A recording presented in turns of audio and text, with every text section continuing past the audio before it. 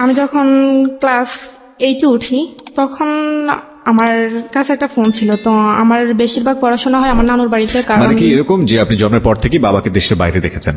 হ্যাঁ, ওকে। ওইখানে সবার সাথে যোগাযোগ রাখতাম এতটুকুই, কারণ নানুর বাড়িতে ছিলাম। তো উনি বেশি একটা কিছু বুঝতো না, তো সেই জন্য আমার কাছে ফোনটা দেওয়া হয়েছে সবার সাথে কন্ট্যাক্ট করার জন্য। তো একদিন স্কুল থেকে আসছি 4টার সময়, এসে দেখি একটা অপরিচিত ফোন আসছে। জি। অনেকবার ফোন আসছে, তো নাম্বারটা অপরিচিত দেখে আমি আরেকবার মিস কল দিই। ওকে। দেওয়ার পর ওইখান থেকে ব্যাক করার পর আমি সালাম দিই, যেটা বলার দরকার ভালো টালো কথা জিজ্ঞেস করি। তারপর আমি ওনার নাম জানতে চাইছি, তো উনি ওনার নাম রবিউল বলছে। আমি বললাম যে আপনি কেন ফোন দিচ্ছেন, কোত্থেকে নাম্বার পাইছেন? তো উনি বলল যে দেখেন, হয়তো আল্লাহ আপনার সাথে আমার কথা বলে দিবে, সেজন্য আমি হয়তো আপনার সাথে কথা বলতে পারছি। তো তখন আমি বলছি ঠিক আছে স্যার, ফোন টোন দিবেন না। তো বলে যে আপনার সাথে কথা বলতে কি সমস্যা? আমি বলছি যে হ্যাঁ, আমি অপরিচিত কারোর সাথে কথা বলি না। তারপরে দিন রেখে দিছে, রেখে দেওয়ার পর 2-1 দিন পর পরই ফোন আসে। তো ফোন আসার পর ভালো মন্দ জিজ্ঞেস করার পর এতটুকুই, ভালো টালো কি করেন, কি করতেছি, কি খাইছেন, এতটুকুই। মানে ওই সময়টাতে কি লোকটার নাম জিজ্ঞেস করা, কোথায় থাকে, কি করে? হ্যাঁ, অবশ্যই জিজ্ঞেস করছি। ওনার নাম বলছে রবিউল, নামটা ঠিক বলছে। উনি আচ্ছা, ওকে। একটা এজেন্সিতে কাজ করতো, ওনার বাড়ি হচ্ছে ডোমবাড়িয়া, গ্রামের নাম। জি। তো যাই হোক, ওইখানে কাজ করে। ওকে। তো একদিন আমাকে বললো যে আপনাকে একটা কথা বলবো, আপনি যদি কিছু মনে না করেন। তো আমি বলছি ঠিক আছে বলেন। বলে যে যদি হ্যাঁ হয় তো হ্যাঁ বলবেন, আর যদি না হয় না বলে দিবেন, কিন্তু রাগ করবেন না। আমি বলছি ঠিক আছে, আমি রাগ করবো না, আপনি বলেন। তো উনি আমাকে বললো যে দেখেন, আপনার কথাগুলো আমার খুব ভালো লাগে, আমি আপনার সাথে আপনার ফ্রেন্ড হতে চাই। ওকে। তো আমি আপনার সাথে ফ্রেন্ড হব, আমাকে একটু চিন্তা ভাবনা করতে হবে। তো বলে যে কতদিন লাগবে?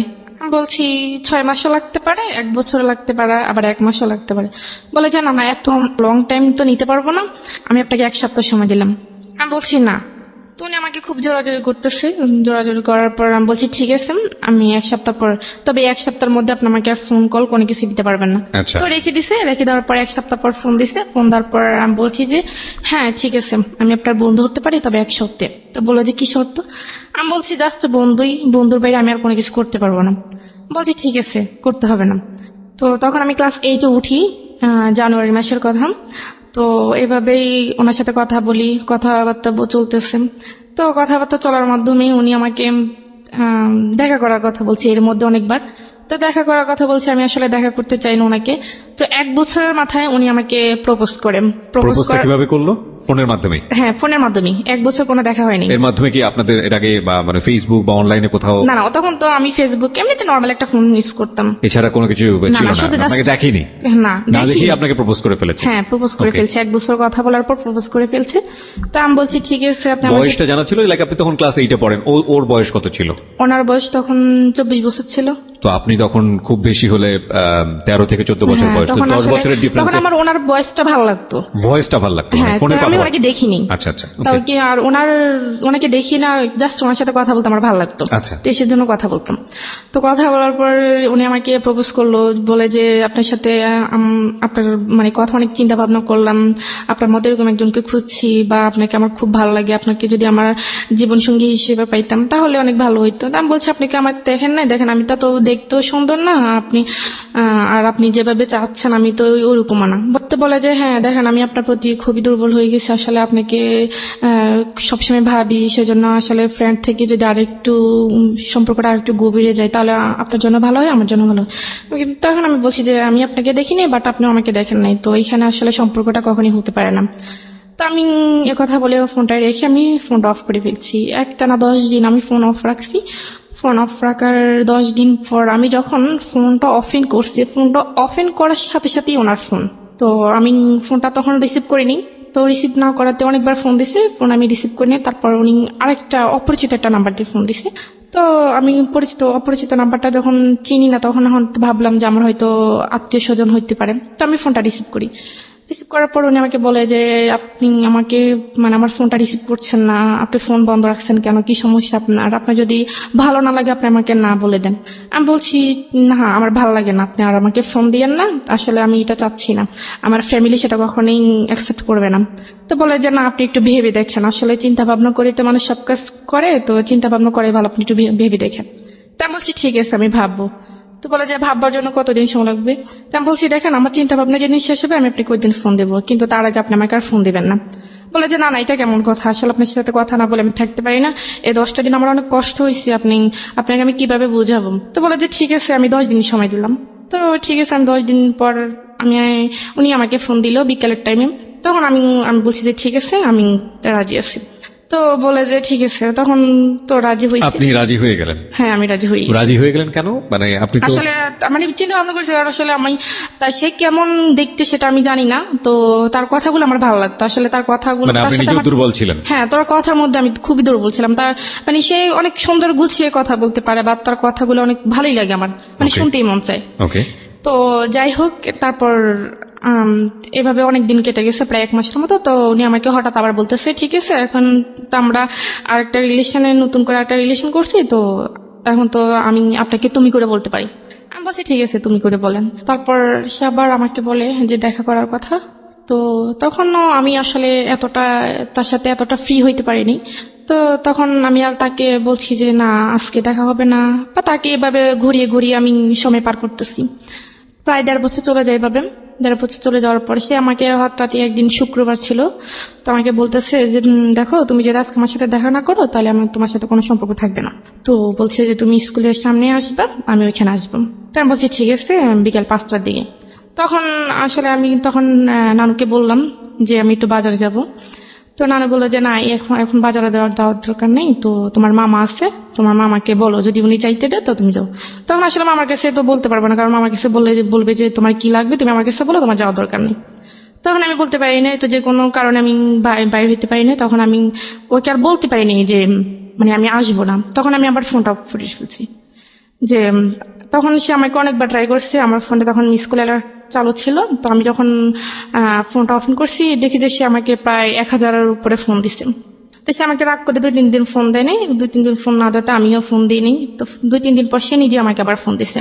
ফোন দেওয়ার পর বলতেছে তোমার কি সমস্যা, তুমি আমার সাথে দেখা করলে না কেন? তো আমি বলছি আমার সমস্যা ছিল আমি বাইরে হতে পারিনি। তো বলে যে বাইরে হইতে না পারলে তুমি আমাকে বলতাম। তো আমি বলছি বললে হয়তো আপনি এটা অন্যভাবে নিবেন, সেজন্য আমি বলতে পারিনি। তো তাকে সরিটারি বলছি। তো সরিটারি বলার পর সে যাই হোক সেটা সমাধান হয়ে গেছে। কথা চলতে চলতে 2 বছর, তখন 2012 সাল। 12 সালের লাস্টের দিকে আমি আমার বোন, তখন আমার আব্বু বাড়িতে আসছে বিদেশ থেকে। বাড়িতে আসার পর আমাকে বাড়িতে নিয়ে আসছে। তো আমি তাকে বলছিলাম যে আমার আব্বু বাড়িতে আসতেছে, তো আমি আপনার সাথে অনেকদিন কথা বলতে পারবো না, মানে যতদিন বাড়িতে থাকবো ততদিন কথা বলতে পারবো না, কারণ আমাদের বাড়িতে আসলে আবার কথা হবে, কথা বলতে পারবো না। তো উনি বলছে যে কেন? আমি বলছি আমার আব্বু বাড়িতে আসতেছে, তো আমি তো ফোনটা আবার ওইখানে নিয়ে যেতে পারবো না। তো বলে ঠিক আছে। তখন আমি বাড়িতে এসেছি। আসার পর তো আমার আব্বু, আমার বোন, আমার ছোট ভাই, আমার বোনের একটা ফ্রেন্ড ছিল, আমার মামাদের বাসা আসবো ঢাকায় উত্তরায়।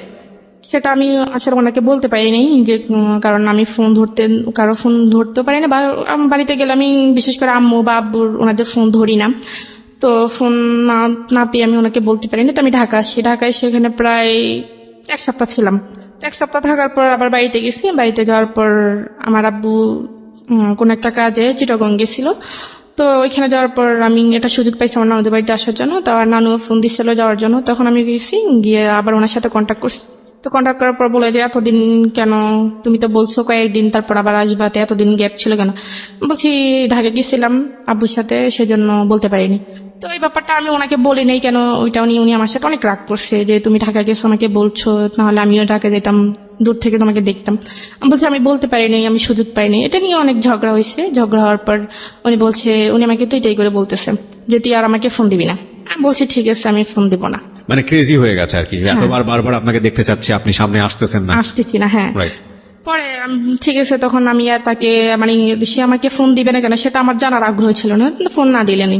আসলে আমি তার সাথে মানে তার প্রতি অ্যাট্রাকশন হয়নি, আমি আসলে তার কথাগুলো আমার ভালো লাগতো, সেজন্য আমি তার সাথে কথা বলতাম। তার প্রতি পয়েন্ট করবেন প্রিয় শ্রোতা, ও যেটা বলছে যে ওর কথাগুলো শুনতে ওর খুব মন চাইতো, এবং ওই কথাগুলোর কারণেই ওর প্রতি এক ধরনের ওর দুর্বলতা ছিল, কিন্তু এটা আসলে সেই অর্থে কোনো লাভ ছিল না। ওকে, তো সে আমাকে আবার নিজে ফোন দিছে, ফোন দেওয়ার পর বলে যে তুমি এত পাষাণ মানুষ, তোমার মেয়েদের মন নাকি অনেক নরম থাকে, তো তুমি এত শক্ত মনের মানুষ আমি আসলে কখনো ভাবি নেই।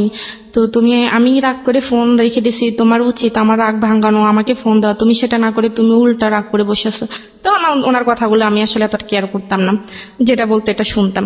2012 সালের প্রায় মাঝামাঝি আমি আবার ঢাকায় আসি। আমার মামারা সবাই মিলে কক্সবাজার যাবে, তো আমি ঢাকায় আসি আবার।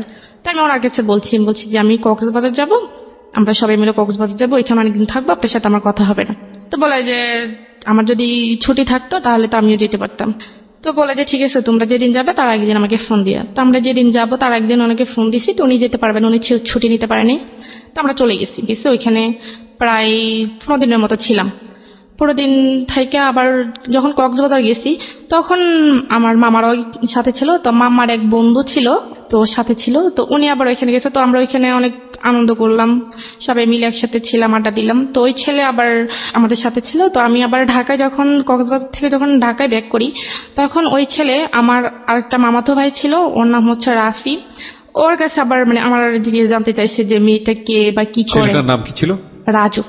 ওকে। তো কি করে বা কোথায় থাকে, তো বললো যে এটা আমার সম্পর্কে মামাতো বোন হয়, তো এরকম। তো বলে যে আমি ফোন ইউজ করে, তো আমি যে ফোন ইউজ করি সেটা তার ওনারা জানে না। তো বলে যে না, ফোন ইউজ করে না। কেন? তো বলে যে না, এমনিতেই। তখন আমার মামা যখন বাড়িতে আসে শীতের সময়, তখন ওই ছেলে আবার আমার মামাদের সাথে আমাদের বাড়িতে আসছে। তো আমাদেরকে দাওয়াত করায় ওই ছেলেও আসছে আমাদের বাড়িতে। তো আমাদের বাড়িটারি দেখলো, আমাদেরকে দেখলো, তখন আমার সাথে কথা বললো, হাই হ্যালো, এতটুকুই। কি করো, কোন ক্লাসে পড়ো? তখন আমি ক্লাস 9-এ পড়ি। তো বললো যে ঠিক আছে, তো এখন তো ছুটি, তো তোমার মামার সাথে আবার ঢাকায় যাও, গিয়ে ঘুরে আসো, আমরা তো আছি, সব একসাথে আনন্দ হবে।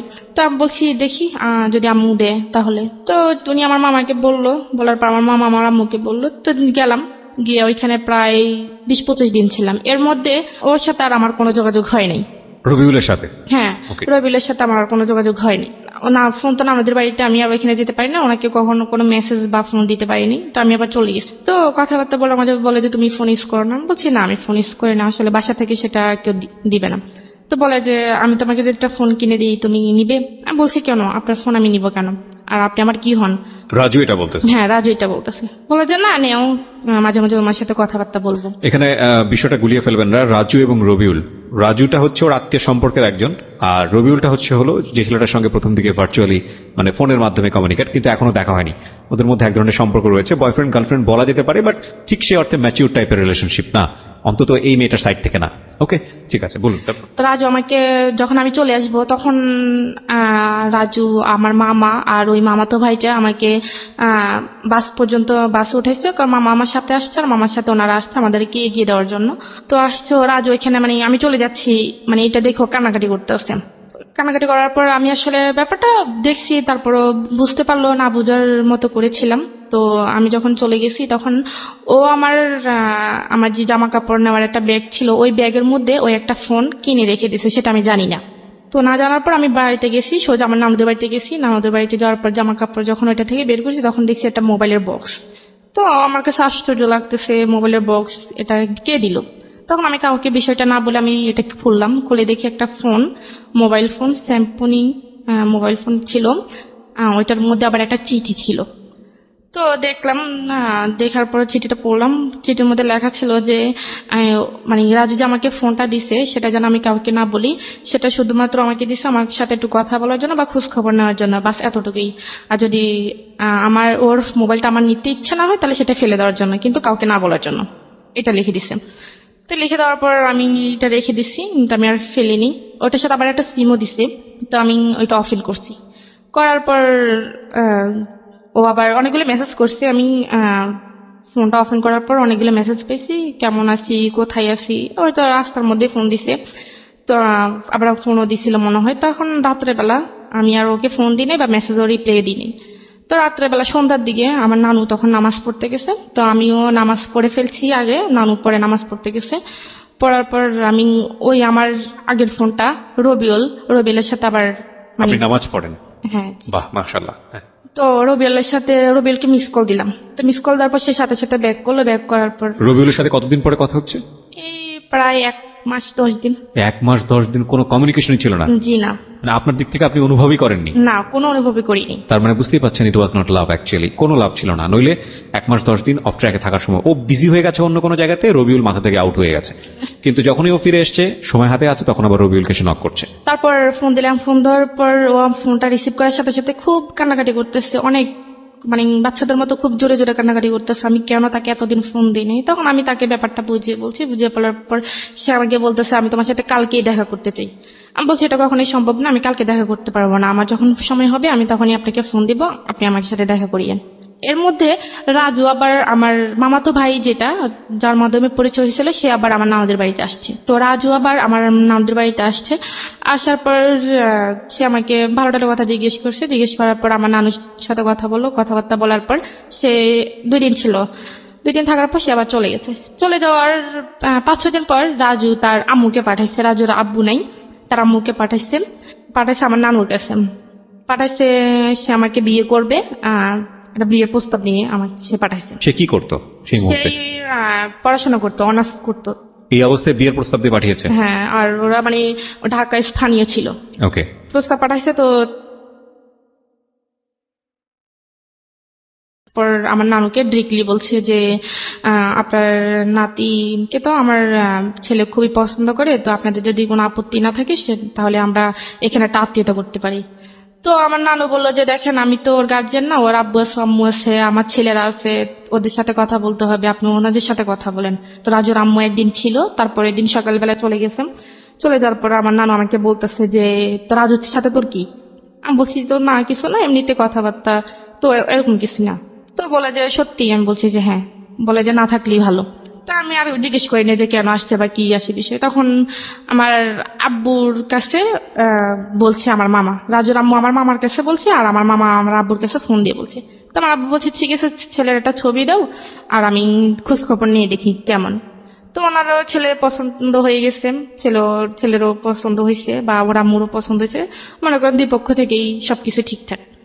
এখন আমার ছোট মামা যিনি, উনি আবার আমার আব্বুকে বলতেছে যে বিয়ে তো হবেই, ছেলেও ভালো বা ছেলের ফ্যামিলিও ভালো, এখন ঋতুকে একবার জিজ্ঞেস করে দেখেন ও কি বলে।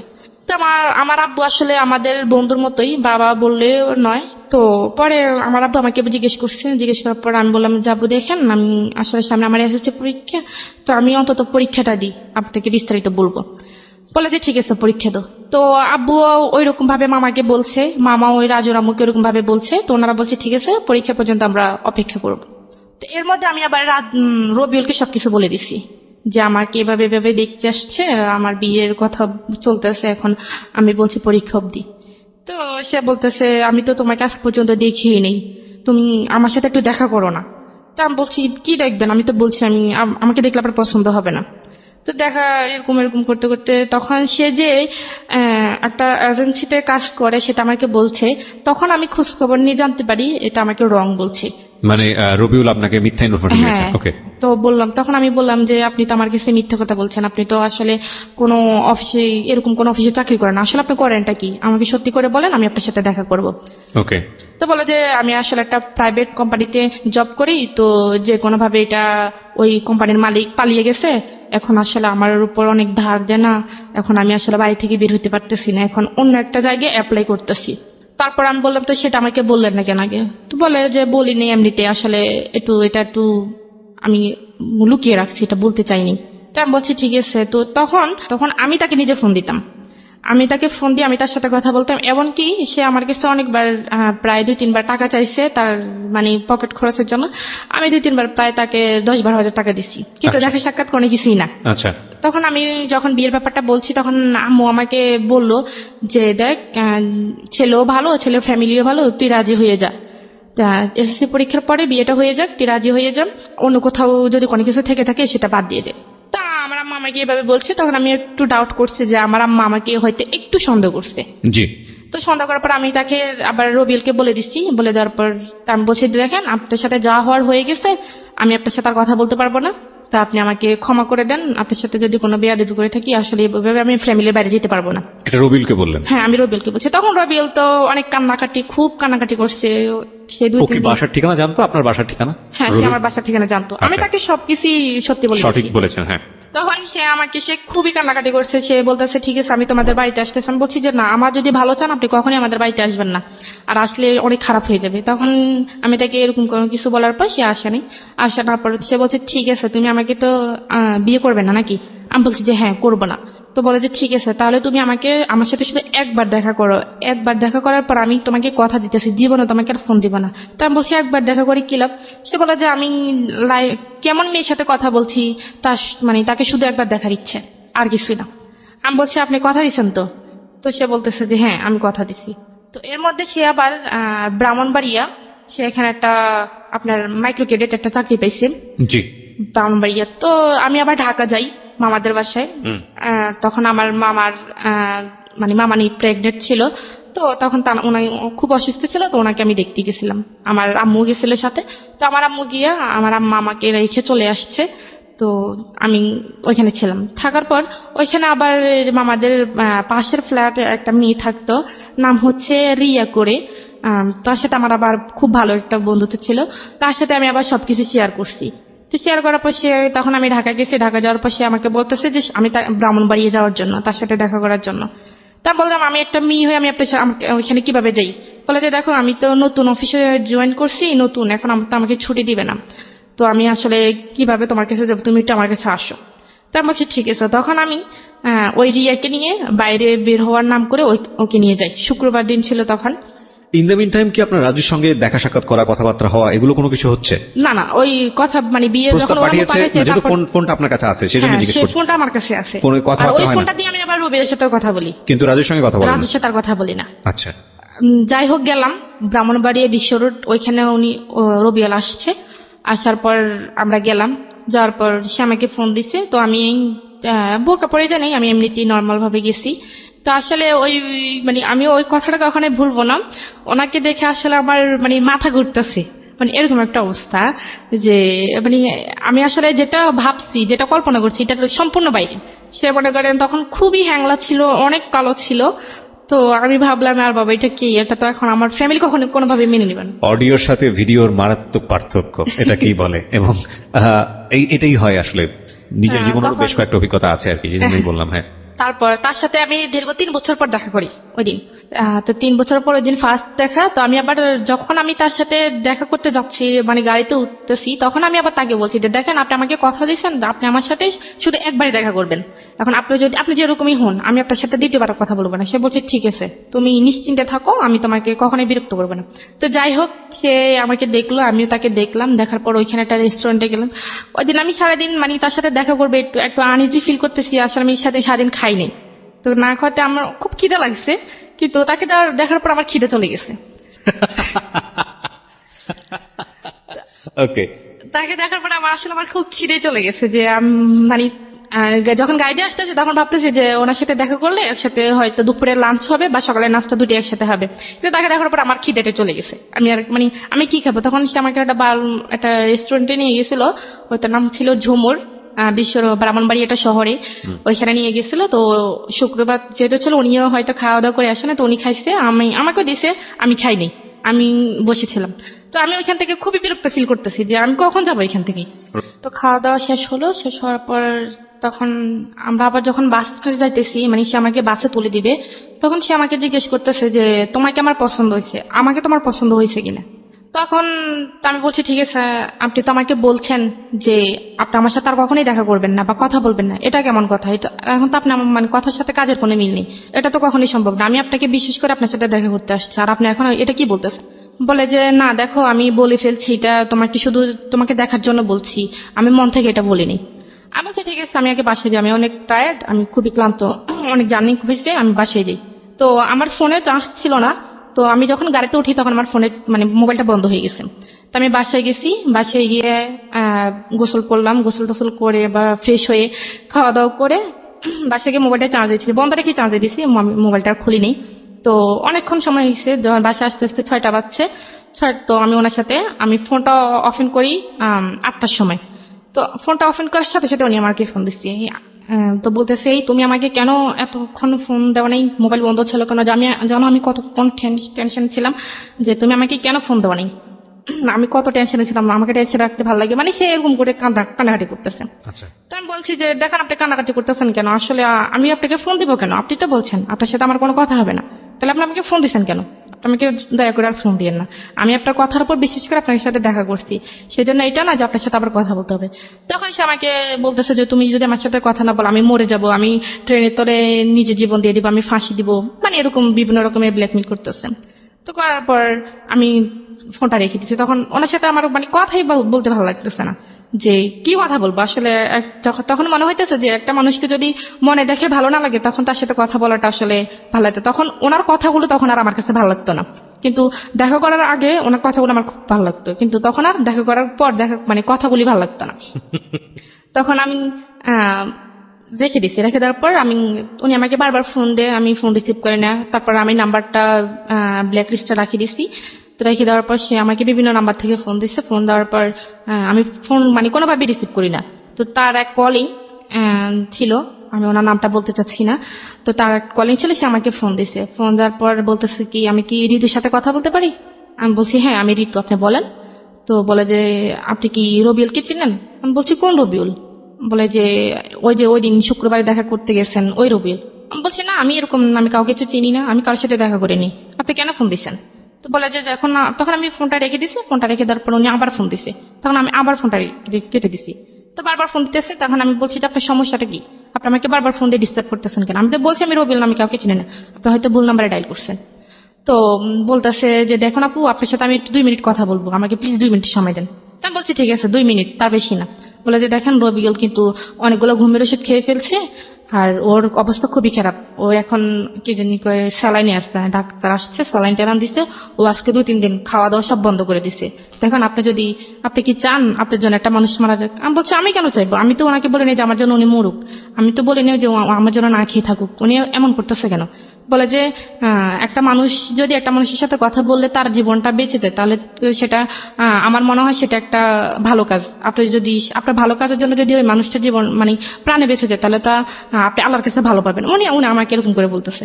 তখন আমার কাছে একটু খারাপ লাগে। আমি বলছি মানুষটা আসলে সত্যি সত্যি যদি আবার মরে টরে যায় তখন তো মানে আপনার অন্তরে একটু মায়া হয়েছে তার জন্য। হ্যাঁ মায়া হয়েছে। ওকে, তখন আমি বলছি ঠিক আছে, তো ওনার কাছে দেন। তো বলে যে উনি তো এখন অজ্ঞান অবস্থায় আছে, ওনার জ্ঞানে আসলে আমি আপনাকে ফোন দিব। তো বিকেলের দিকে উনি আবার ফোন দিচ্ছে। ফোন দেওয়ার পর বলতেছে যে নেন রবিউল ভাইয়ের সাথে কথা বলে। তো আমি বলছি, তখন আমি ওনাকে তুই তাই করে বলছি। আমি বলছি যে তোর সমস্যা কি, তুই আমাকে বলছস যে তুই আমার সাথে কথা বলবি না, আমাকে আর ফোন দিবি না, তো তুই এরকম করতেছস কেন, তুই কি আমাকে ফাঁসাতে চাইতেছস, সামনে আমার বিয়ে, আমি তো তোর সাথে কখনোই কথা বলতে পারবো না। তো সে আমাকে বলতেছে তুমি আমাকে যা গালি দাও মারো যাই করো আমি তোমাকে বারবার ফোন দেবো, আর তুমি যদি তা আমার ফোন রিসিভ না করো বা মোবাইল বন্ধ করে রাখো সমস্যা না, আমি তোমার বাড়ি চিনি, আমি তোমার আব্বু আম্মুকে গিয়ে বিস্তারিত যা বলার বলে দিব। তা আমি বলি কি বলবেন। বলে যে যা বলার বলবো, যাতে তোমার আব্বু আম্মুও কখনো মুখ দেখাইতে না পারে আর তুমি না দেখাতে পারো। তখন আমি বুঝতে পারছি সে আমাকে এক ধরনের ব্ল্যাকমেল করতেছে। রাইট। তখন আমি বলছি যে ঠিক আছে তাহলে আমাকে কি করতে হবে। বলে যে তুমি আমার সাথে কথা বলবা। আমি বলছি ঠিক আছে আমি কথা বলবো। মানে আপনি ভয় পেলেন? হ্যাঁ আমি ভয় পেয়ে গেছি, কারণ ও আমার বাসা চেনে বাড়ি চেনে, এখন যদি আমাকে বাবাও বাড়িতে থাকে না? হ্যাঁ তখন কি বাবা বাড়িতে থাকতো না সৌদি আরবে? না বাড়িতে বাবা বাড়ি চলে গেছে। দেশের বাইরে চলে গেছে। হ্যাঁ, দেশের সুতরাং বাইরে। ভয় হয়েছে, বড় ভাই যেহেতু শাসন করতে পারে। হ্যাঁ এখন আম্মু তো আছে, এখন আর বলছে যে সে বাড়ির আশেপাশে মানুষদেরকেও জানাইবে। ওকে। তা আমি তার সাথে কথা গ্রামে বলছি। একটা মেয়ের কুৎসার রটনা হওয়া বা মেয়েটার নামে একটা কিছু রটনা হওয়া, এটা কিন্তু বাতাসের আগে আগে দৌড়ায় গ্রামগঞ্জে, এবং এটা খুব হ্যাঁ, স্বাভাবিক। সে আমার মানে কথাগুলো রেকর্ড করে ফেলছে। কথাগুলো রেকর্ড করছে, হ্যাঁ। মনের কথাগুলা, হ্যাঁ। আগের কথাগুলা। হ্যাঁ তখন মানে যখন ভালোভাবে কথা বলছি তখন ওই দিন আমাকে বলছে যে তোমার কথাগুলো কিন্তু আমি রেকর্ড করে ফেলছি। তখন আমি বিশ্বাস করতে চাইনি। তো সেই ওই যে ছেলেটা আমাকে ফোন দিছিল ওর কথা বললো, ওই ফোন নাম্বার থেকে ফোন দিয়ে ওই আমার রেকর্ডগুলো শোনাইছে। তো আমি তখন আরো বেশি ভয় পেয়ে গেছি যে সত্যি সত্যি যদি বলে দেয়, এখন রেকর্ডগুলো যদি সবাইকে শোনে, এখন তো তার কাছে হাতে নাতে প্রমাণ আছে, তখন তো আমি যদি বলি কেউ আমার কথা বিশ্বাস করবে না। তখন আমি বলছি ঠিক আছে আমি আপনার সাথে কথা বলবো। তো কথা বলবো এইভাবে আরো ধরেন 2 মাস কেটে গেছে। 2 মাস কেটে গেছে, এর মধ্যে আমার পরীক্ষা, আমি এসএসসি পরীক্ষা দিছি। তো এসএসসি পরীক্ষা যেদিন শেষ হবে সেদিন বিকেলে সে আমাকে ফোন দিছে, না তার আগের দিন বিকেলে ফোন দিছে। তার আগের দিন বিকেলে ফোন দিয়ে বলতেছে যে তোমার এসএসসি পরীক্ষা, তোমার তো কালকে পরীক্ষা শেষ, তাহলে তুমি তার স্কুলে যেতে পারবে না, বাসা থেকে বের হতে পারবে না, তুমি আমার সাথে জাস্ট একটু দেখা করবা, আমি তোমার সাথে দেখা করব, অনেকদিন দেখা করি না। আমি বলছি ঠিক আছে আমি দেখা করব। তখন আমাদের থানা লাকসাম থানা লাকসাম বলছি যাওয়ার জন্য। তা আমি পরীক্ষা টরীক্ষা দিয়ে আমি সোজা বাড়িতে না গিয়ে আমি লাকসাম চলে গেছি তো তার সাথে দেখা করার জন্য। তো সে ওইখানে তার কিছু বন্ধু বান্ধব আসছে, আসার পরে সে আমার সাথে কথাবার্তা বললো। সে বললো যে চলো আমরা একটু ঘুরে আসি। লাকসাম ফয়জুন্নেসা কলেজের নাম মনে হয় শুনছেন, ওইখানে সে আমাকে বলে যে ওই জায়গাটা একটু সেফ আছে, আমরা একটু কথা বলি। আমি বলছি যে না, আমি কথা বলতে পারবো না, আমাকে বাসে দিতে হবে, বাসে সবাই টেনশন করবে, আমি বলে আসিনি। বলছি যে না, একটু সময় 5 মিনিট সময় দাও। তখন আমি এখানে গেছি, দেখি যে তার অনেকগুলো বন্ধু, তার প্রায় 10-12 জন তার বন্ধুরা চলে এসছে। চলে এসে আমাকে ভাবি টাবি বলতেছে, ভালো টালো। তখন আমার কাছে আশ্চর্য লাগতেছে, আমি কি ব্যাপার, ওরা কোথেকে আসছে? বলে যে এখানে ওরা অনেকদিন পর, ওরা ঢাকার বাইরে থাকে, কেউ চিটাগাং থাকে, কেউ বরিশাল থাকে, বিভিন্ন রকম বিভিন্ন জন বিভিন্ন জায়গায় থাকে। তারা এখানে আসছে তো তোমাকে দেখতে চাইছে, এজন্য দেখাইতে আসছি। তখন আমি বলছি ঠিক আছে তাহলে আমি চলি। তখন আমার কাছে একটু ডাউট লাগছে, তখন ওদের ভাব ভঙ্গি আমার ভালো লাগতেছে না। তো আমি চলে যাওয়ার জন্য বলছি, সে আমার হাতটা ধরে ফেলছে, ধরে বলছে না। তখন আমার আমি রাগ করে ফেলছি যে আপনি সমস্যা কি, আপনি আমাকে আমার হাত ধরছেন কেন, আপনি আমার হাত ছাড়েন। বলে যে না, তুমি আসছো তোমার ইচ্ছায়, তুমি তো তোমার ইচ্ছে যেতে পারবো না, তুমি আমার ইচ্ছে যেতে হইব। আমি বলছি আপনি আমার হাত ছাড়বেন নাকি আমি এখানে চেঁচামেচি করবো? বলে যে চেঁচামেচি করো, করলে কয়জন তোমার কথা বিশ্বাস করবে? সবাই আমার পক্ষে, তোমার পক্ষে তো কেউ নেই। তো আমি বলছি আপনার সমস্যাটা কি? বলে যে আমি তোমাকে বিয়ে করবো। আমি বলছি আপনার মাথা ঠিক আছে, আপনি কেন আমাকে বিয়ে করবেন? আর আমি তো আপনাকে কখনোই ভালোবাসিনি, আপনি জাস্ট আপনি বলছেন আপনার সাথে কথা বলার জন্য, আমি আপনার সাথে কথা বলতেছি। আমি তো বলি না আপনাকে বিয়ে করবো। বলে যে আমাকে বিয়ে করতে হবে, আমি তোমাকে আজ এক্ষুনি বিয়ে করবো, সবকিছু রেডি আছে, তুমি শুধু যাবে, গেলে বিয়েটা হয়ে যাবে। আমি বলছি কখনই না, আমি কখনোই বিয়ে করতে পারবো না। বলে যে বিয়ে করবা নাকি আমি তোমার কি জানি বাবা মার মুখে চুনকালি মাখবো? আমি বলছি মাখেন, যা করার আপনি করেন, আপনি আমার হাত ছাড়েন। বলে যে না, তুমি এখান থেকে যেতে পারবে না। তখন সে এক প্রকার আমার সাথে যোগাযোগ করতেছে। এই বন্ধু বান্ধব সবার সামনে? হ্যাঁ, সবার সামনে সে আমার সাথে যোগাযোগ করতেছে, আমার হাত নিয়ে টানাটানি করতেছে। তার বন্ধুরা তার পক্ষে। আপনার সঙ্গে কেউ ছিল? আমার সাথে কেউ ছিল না, আমি একাই গেছিলাম ওইখানে। তো তখন আমি অনেক ভয় পেয়েছি, তখন আমি খুব কান্নাকাটি করতেছি। তখন আবার ওই কলেজের মাঠেই মনে করেন বিকেল টাইমে খুবই ফাঁকা ছিল, আর আশেপাশে কোনো লোকজন ছিল না যে আমি কাউকে ডেকে আমার সমস্যার কথা বলবো। তখন তার একটা বন্ধু একটা প্রাইভেট কার নিয়ে এসেছে, আমাকে টান মেরেই গাড়ির ভিতরে ঢুকিয়ে ফেলছে। ঢুকিয়ে ফেলার পর তখন কি জানি তারপর কি হয়েছে আমি আর জানি না। তখন আমার যখন জ্ঞান আসছে, তখন আমি একটা রুমের মধ্যে, একটা বাসার মধ্যে ছিলাম, ফ্যামিলি বাসার মধ্যে ছিলাম। তখন আমার চোখে পানি টানে দিছে, দেওয়ার পর তখন বাড়ি, তখন জ্ঞান ফিরছে ঠিকই, কিন্তু আসলে আমি কথা বলার অবস্থার মধ্যে ছিলাম না। তো তারপর ওইখানে একটা মহিলাকে দেখলাম। তো উনি আমাকে বললো যে তুমি ঠিক আছো? তা আমি বলছি আমি কোথায়, আমি বাড়ি যাবো, আমাকে বাড়িতে নিয়ে যান। তুমি জানো তুমি কার কাছে আসছো? আমি বলছি যে না। আপনি কে? বলে যে তুমি যে ছেলের সাথে আসছো আমি ওই ছেলের আন্টি হই। তা আমি বলছি দেখেন, উনি আমাকে জোর করে এখানে আনছে, আমার আসলে কোনো আসার ইচ্ছে ছিল না, আপনি আমাকে যাওয়ার একটু ব্যবস্থা করে দেন। বলে যে না, ওরা তো বিয়ের ব্যবস্থা করতে গেছে, তোমাদের তো নাকি আজকে বিয়ে। আমি বলছি যে না, আমার তো বিয়ে করার ইচ্ছা নেই, দেখেন আমার বিয়ে ঠিক হয়ে গেছে, এখানে আমি আসলে থাকতে পারবো না। আর আপনি বুঝার চেষ্টা করেন, আমি তো ওনার সাথে জাস্ট ফ্রেন্ড হিসেবে কথা বলছি। তো বলে যে না, তুমি মিথ্যা কথা বলো কেন, আমি তো সব শুনছি। তো উনি আমাকে এড়িয়ে যাইতেছে এভাবে। যাওয়ার পরে তো যাই হোক, এখন ও ছেলে আসছে, আসার পর আমি ওই ছেলের পা ধরে ফেলছি, পা ধরে মাপ চাইতেছি রবিউলের? হ্যাঁ, পা ধরে মাপ চাইতেছি যে আমাকে একটু চলে যেতে দেন, আমার জীবনটাকে এভাবে নষ্ট করিয়েন না। তো সে বলতেছে যে আমার মধ্যে কি নেই, আমি তোমার জীবন কেন নষ্ট করবো, আমি তোমাকে বিয়ে করতে চাই, এমন তো না যে তোমাকে নিয়ে টাইম পাস করতেছি বা তোমাকে নিয়ে কোথাও গিয়ে সময় কাটাতেছি, আমি তো তোমাকে বিয়ে করতে চাই। তো আমার মধ্যে কি এমন নেই যে তুমি আমাকে ভালোবাসো না? তখন আমি বলছি যে আপনি নিজের চেহারাটা একটু আনের মধ্যে গিয়ে দেখছেন, আমি বলছি। বলার পর সে আমাকে একটা থাপ্পড় মারছে ওইখানে, অনেক জোরে একটা থাপ্পড় মারছে। থাপ্পড় মারা আমার খুব কানাকাটি করতেছি। কানাকাটি করার পর বলতেছে যে তুই যদি আমাকে বিয়ে না করস, এখানে তুই আমার লাশ দেখবি। আমি বলছি আপনি মরেন, যাই করেন, এটা আপনার ইচ্ছা, আমি আর আপনার কোনো কথাই আমার মন বলবে না। তখন সে কি করছে, একটা তরকারি কাটার যে ছুরিগুলা, ওইগুলা এসে তার হাতের মধ্যে একটা করে দিচ্ছে। হ্যাঁ, তো অনেকগুলো রক্ত বাইরেছে। তো বাইরে হওয়ার পর আমার তখন খারাপ লাগছে, তখন আমি দৌড়ে গিয়ে তার হাতটা চেপে ধরছি যাতে রক্ত বাইরে না হয়।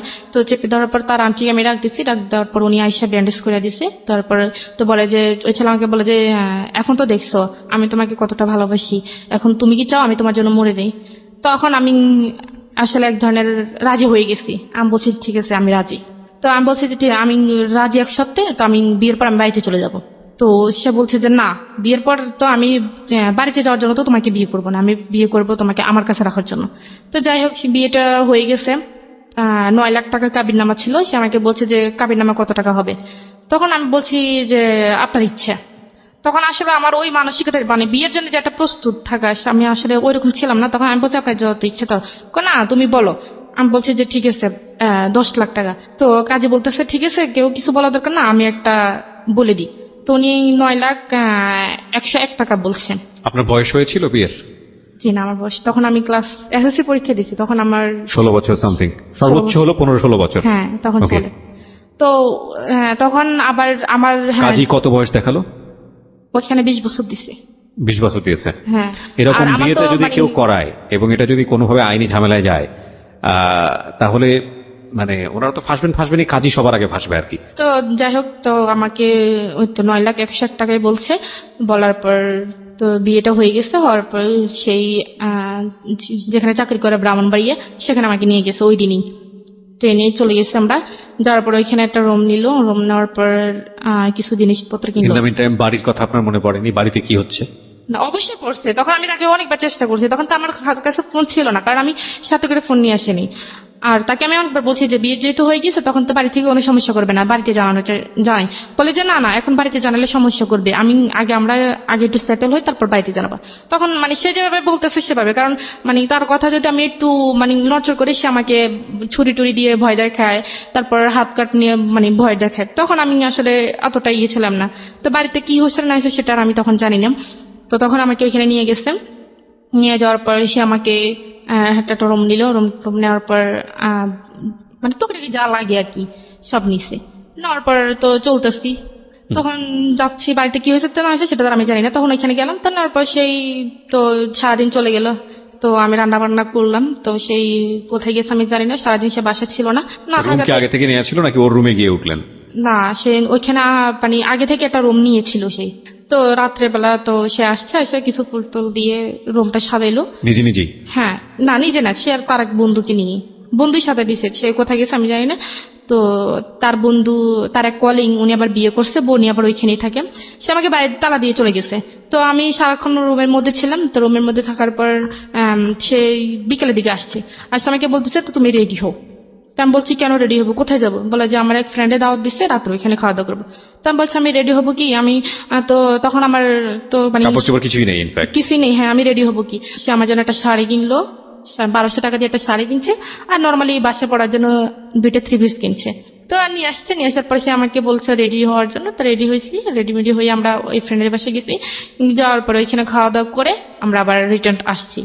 ওই ফ্রেন্ডের বাসায় যখন খাওয়া দাওয়া করতে গেছি, তখন বাসাতে মানে আবার খাওয়া দাওয়া করে যখন আবার বাসা আসছি, তখন দেখি ফুল টুল দিয়ে সাজানো রুমটা। তো তখন সে আমাকে, তখন আমি শুয়ে পড়ছি, কারণ মানে আমার মানে এত টেনশন হইতেছে যে বাড়িতে কি হচ্ছে। তখন আমি এই জিনিসটা টেনশন করতেছি। তখন আমি বারবার তাকে বলতেছি যে বাড়িতে ফোন দেন। সে বলতেছে না, বাড়িতে এখন ফোন দেওয়া যাবে না, বাড়িতে এখন ফোন দিলে তোমাকে সবাই নিয়ে যাবে। আমি যেটা বলতেছি সে এড়িয়ে যেতেছে। তখন রাত যখন হয়েছে, তখন আমি শুয়ে গেছি। তো সেই দোকানে গেল। দোকানে গিয়ে আমার জন্য, আমার খুব মাথা ব্যথা করতেছে, আবার পুরো শরীর জার্নি করছি, পুরো শরীর মানে ব্যথা হয়ে গেছে। সে আমার জন্য ব্যথার কিছু ওষুধ নিয়ে আসতে গেছে। তখন আসে দেখে যে মানে আমি, তখন আমার চোখটা একটু বুঝে আসছে। তো আসছে সে যে দরজা খুলছে, আমি টের পাইছি। টের পাওয়ার পর আমি ওই সেভ মতে শুয়েছি। শোয়ার পর আমি একবার এক পাশে গিয়ে শুয়েছি। তো শোয়ার পরে সে আসছে, আইসে আমাকে উঠাইলো, বলে যে তোমার না শরীরে ব্যথা করতেছে, ওষুধ খাও।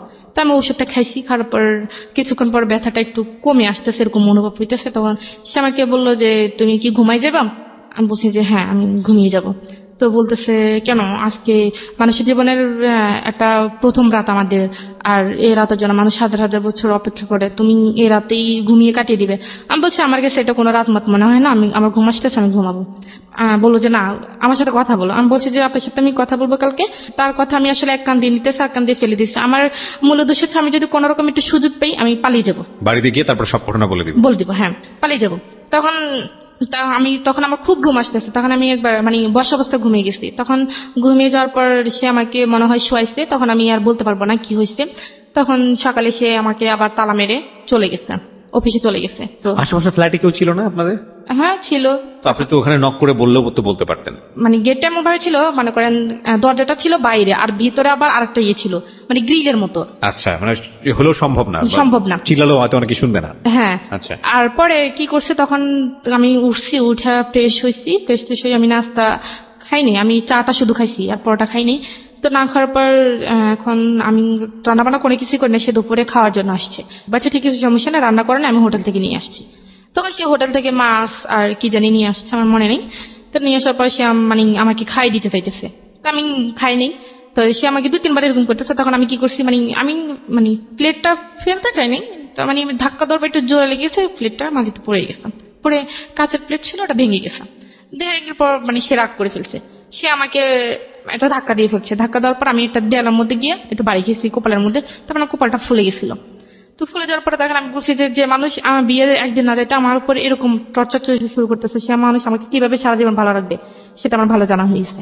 তো বলে যে কি জানি কয়, না তোকে তুই যতই ইয়ে করস, চালাকি করস, তুই এখান থেকে যেতে পারবি না, তোকে যেটা আমি বিয়ে করছি এখানে থাকতে হবে। তখন এভাবেই আমি আসলে একটা না প্রায় 2 দিন খাইনি। 2 দিন মানে শুধু একটু চা খাইছি, আর কিছু না, চা খাই আর পানি খাই। তখন আমার শরীরটা খুবই দুর্বল হয়ে গেছে। তো তখন সোমবার দিন ছিল, সেই অফিস থেকে লাঞ্চের সময় আসছে, আসার পর সে আসছে আর আমি গোসল করতে গেছি। তো গোসল করতে গেছি, তো গোসলখানার আবার ভিতরে একটা দরজা আছে, মানে একটু বড়, মানে একটা মানুষ কোনো বাইরে হতে পারবে। তখন সে যখন অফিসে থাকতো না, তখন আমি ভিতরে চেষ্টা করতাম যে কোন দিক দিয়ে বের হওয়া যায়। তখন আমি ওই বাথরুমের ভিতরে ওই জায়গাটা দেখছি। দেখার পর আমি ওইটার মধ্যে একটা কোমর ছিল, কোমরের উপর দাঁড়িয়ে ওইটার মধ্যে আর একটা মোড়া দিয়ে আমি দেখছি যে ভিতরে দাঁড়ানোর মতো কোনো পজিশন আছে কিনা। তখন দেখছি যে না, ভিতরে নিচে দাঁড়ানোর মতো একটু জায়গা আছে, একটা পা রাখা যাবে। তখন আমি কি করছি, তখন তো আমি বাথরুমে চলে গেছি, জামা কাপড় নিয়ে গেছি। আমি ভাবছিলাম যে সে যদি জড়িয়ে এসে পড়ে, তখন আমি এটা ওজোর দেখাতে পারবো যে আমি গোসল করতে গেছি। তো সে আসছে, আসার পর আমি তো বাথরুমে ছিলাম, সে আসছে আমি শুনে, সে অনেকক্ষণ হয়েছে আসছে। তো আমি চেষ্টা করতেছি এটার উপর ওঠার জন্য, কিন্তু উঠতে পারতেছে না। তো আমি যে মোড়া দিয়েছি, সেই মোড়াটা কোমরটা একটু প্লাস্টিক টাইপের, ওটা একটু পিছলে হয়ে গেছে। তো ওইটা স্লিপ খেয়ে আমি পরে মনে করেন একবার পুরোপুরি অজ্ঞান হয়ে গেছি। আর শরীরটা খুব দুর্বল ছিল, আমি খাইনি, অজ্ঞান হয়ে গেছি। অজ্ঞান হয়ে যাওয়ার পর সেই আওয়াজ পাইছি, আওয়াজ পর পর সেই দরজাটা ধাক্কাইতেছে। তো দরজার সিট কিনে ছিল, সেটাও ধাক্কাতে ধাক্কাতে এটা খুলে গেছে। খুলে যাওয়ার পর সে আমাকে রুমে আনছি, রুমে আইনা তো একটা ডাক্তার আনছে। ডাক্তার আনার পর ডাক্তার বলতেছে কি ব্যাপার, উনি তো খুবই দুর্বল, ওনাকে একটা স্যালাইন দিতে হবে। তো বলছে ঠিক আছে স্যালাইন দেন। তো ডাক্তার আমাকে একটা স্যালাইন দিল। স্যালাইন দেওয়ার পর আমার জ্ঞান আসছে, আমার হাতে স্যালাইন দেওয়া। সে আমার পাশে বসে আছে, আমার মাথায় হাত বুলাই দিতেছে। তো সে বললো যে তোমার সমস্যা কি, তুমি খাওয়া দাওয়া করো না কেন, তুমি কি মরে যাবে নাকি? আমি বলছি যে হ্যাঁ আমি মরে যাবো। বলা যে তুমি মরে গেলে আমি থাকবো কি করে? তখন বলছে আপনি কিভাবে থাকবেন সেটা তো আমার জানার বিষয় না, যখন আমি আপনার কাছে ছিলাম না তখন তো আপনি ছিলেন, এরকম বলতেছে। তখন আমি সব কথা তার খুব সে যদি নর্মালি কথা বলে, আমি একটু রাগ দেখে কথা বলি। 5-6 দিন চলে যাওয়ার পর সে একদিন রাত করে আসছে। আসার পর আমি শোয়া ছিলাম, ঘুমিয়ে ছিলাম আবার ছিলাম, এরকম একটা অবস্থা। সে মনে করেন এক ধরনের আমার উপর জোরাজোরি করতেছে, যেরকম স্বামী স্ত্রীর মধ্যে একটা ফিজিক্যাল রিলেশন যেটা হয়, সেটা ওই দিন ফার্স্ট ওই দিন হয়ে গেছে আপনার অনিচ্ছা সত্ত্বে। হ্যাঁ, আমার অনিচ্ছা সত্ত্বে। So it was rape. Legally যদি এটা বলি, আইনত এটা হচ্ছে রেপ। হ্যাঁ। তারপর সে আমার সাথে জোরাজোরি করে এরকম সেদিন 3 বার সে আমার সাথে ফিজিক্যাল রিলেশন করছে। তো তখন আমি এক পর্যায়ে নিস্তেজ হয়ে গেছি, বাট আমার কোনো হুঁশ ছিল না। তো হুঁশ না থাকার পর সকালে আমি হাঁটতেই পারতেছি না, এরকম একটা অবস্থা। পরে উনি অফিসে যাওয়ার সময় ওই দিন আর আমাকে তালা দিয়ে যায়নি। যেদিন তার আগের দিন যে ফিজিক্যাল হয়েছে, তো তার সকাল থেকে সে আমাকে তালা দিয়ে যায়নি, দরজা খোলাই ছিল। তো সে আমাকে বললো যে যদি খারাপ লাগে, নিচে তার আবার এক বন্ধুর আম্মা থাকে, তো ওনার সাথে গিয়ে কথা বলতে পারবো, আমি ওনাকে বলে যাবো, উনি তোমার সাথে এসে কথা বলবো। তো তখন আর বাইরের তালা দিয়ে যায় নাই। তো আমি তখন চিন্তা করলাম যে আমার মনে একটা ধারণা আসছে যে যেহেতু এতদিন বিয়ে হয়েছে ঠিক, কিন্তু আমাদের মধ্যে কোনো কিছু ছিল না। তখন আমি বাড়িতে চলে গেলাম, আমি বলতে পারতাম যে আমি পারফেক্ট, আমার মধ্যে কোনো ইয়ে নেই। See, this is a sense of society, sense of virginity, sense of our social ethics. It's a very important point. খেয়াল করবেন এটা। ওকে, তখন ও মনে করতেছে বিয়ে হয়েছে ঠিক আছে, কিন্তু আমাদের মধ্যে তো কোনো ফিজিক্যাল রিলেশন ছিল না, সুতরাং আমি যেভাবেই হোক এখান থেকে এসকেপ করলে আমি বলতে পারবো যে না, আমাদের মধ্যে কিচ্ছু হয়নি। এইটা হচ্ছে আমাদের প্রিমিটিভ থট অফ সোসাইটি, মানে একদম প্রাগৈতিহাসিক আমলের একটা ধারণা। আর যখন এটা হয়ে গেছে ওর মধ্যে একটা চেঞ্জ আসছে। চেঞ্জটা কি? হ্যাঁ বলেন। হ্যাঁ, তখন আমি ভাবলাম যে মানে চলে গেছিলাম, মানে আমি গেট পর্যন্ত চলে গেছি, উপর থেকে নিচে নেমে গেট পর্যন্ত চলে গেছি। চলে যাওয়ার পর মানে দেখতেছি আমি, মানে আমার হাতে খুব কষ্ট হইতেছে, তো আমি কাঁদতেছি। তখন দাঁড়ান আমাকে জিজ্ঞেস করলো যে ম্যাডাম আপনার কি হয়েছে? আমি বলছি যে না কিছু হয় নাই। বলে যে আপনি কাঁদতেছেন কেন? তো আমি বলছি যে না আমার আসলে একটু শরীরটা খারাপ, হ্যাঁ এই জন্য। তো বলে যে আমি কি আপনাকে বাসায় দিয়ে আসবো? তো আমি বলছি যে না ঠিক আছে। তখন মানে আমার কথা শুনে ওই যে তার বন্ধুর আমার কথা বলে উনি আবার বের হয়ে আসছে। বলে যে কি ব্যাপার ঋতু, তুমি কেন বাইর হয়েছো? তোমার নাকি শরীর খারাপ, তুমি বাইর হয়েছো কেন? চলো চলো তোমাকে বাসায় দিয়ে আসি।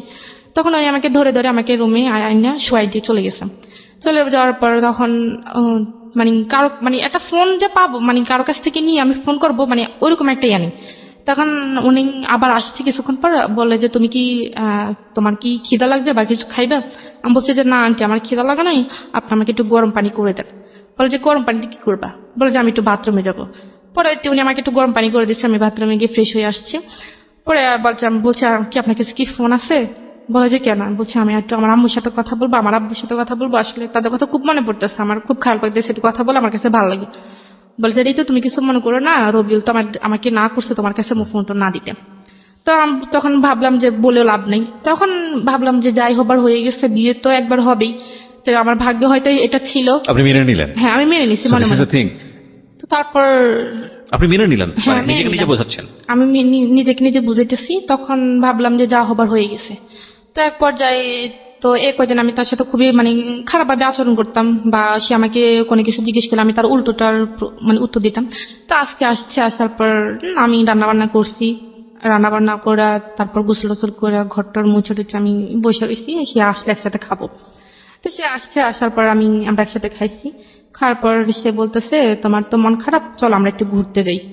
তো আমি বলছি কোথায়? বলে যে এখানে একটা নদী আছে, ওইখানে নদীতে বিকেলবেলা সবাই ঘুরতে যায়, তো চলো তোমাকে নিয়ে একটু ঘুরতে যাই। তারপর তো আসলো ঘুরতে গেলাম। হ্যাঁ ঘুরতে গেলেন। হ্যাঁ ঘুরতে যাওয়ার পর ওইখানে সবাই মানে তার পরিচিত যারা আছে সবাই জিজ্ঞেস করতেছে হ্যাঁ কি রে রবিউল এটা কে? তো ও বলতেছে তো তার ভাবি টাবি পাইছে। তো তখন ওই যে একটু একটু বাইরে যেতাম বা সবার সাথে একটু, বা মেয়ে যারা ছিল বা আন্টি যারা ছিল তাদের সাথে একটু কথাবার্তা বলতাম, তাদের সাথে একটু ফ্রি হয়ে গেছি। তখন একদিন আমাকে এক আফু, মানে উনি আমার সিনিয়র অনেক, উনি আমাকে একদিন বলে ঋতু তোমাকে আমি একটা কথা বলবো, তুমি কিছু মনে করবে না তো? বলে যে তুমি আসলে রবিউল তো তোমার হাজবেন্ড, এখন তুমি বললে হয়তো তোমার মন খারাপ হতো। আমি বলছি সমস্যা না আপনি বলেন। বলে যে দেখো তোমরা একসাথে চলাফেরা করে আসলে তোমার সাথে আসলে তোমরা দুজনকে একসাথে মানায়, তুমি কোথায় রবিউল কোথায়, মানে ওর নামে বিভিন্ন রকমের কথা বলতেছে। তখন আমার কাছে আসলে খারাপ লাগতো, কেন এই কথা বলবে? তো তখন একটা দিক যখন আমি ওকে মন থেকে মেনে নিয়েছিলাম যে আমার যেহেতু বিয়েটা হয়ে গেছে তখন যা হবার আসো হবে, তখন আমি পুরোপুরি ভাবে ওকে মানে ভালোই বাসছি, মানে পুরোপুরি ভাবে ওর প্রতি দুর্বল হয়ে গেছি। তো তখন আমি ওকে বললাম যে দেখেন আপনি অফিস থেকে ছুটি নিতে পারবেন? তো বলে যে কেন? আমি বলছি আপনি আগে নেন তারপর আমি বলতেছি। তাকে আমি 3 মাস বাসে রাখছি।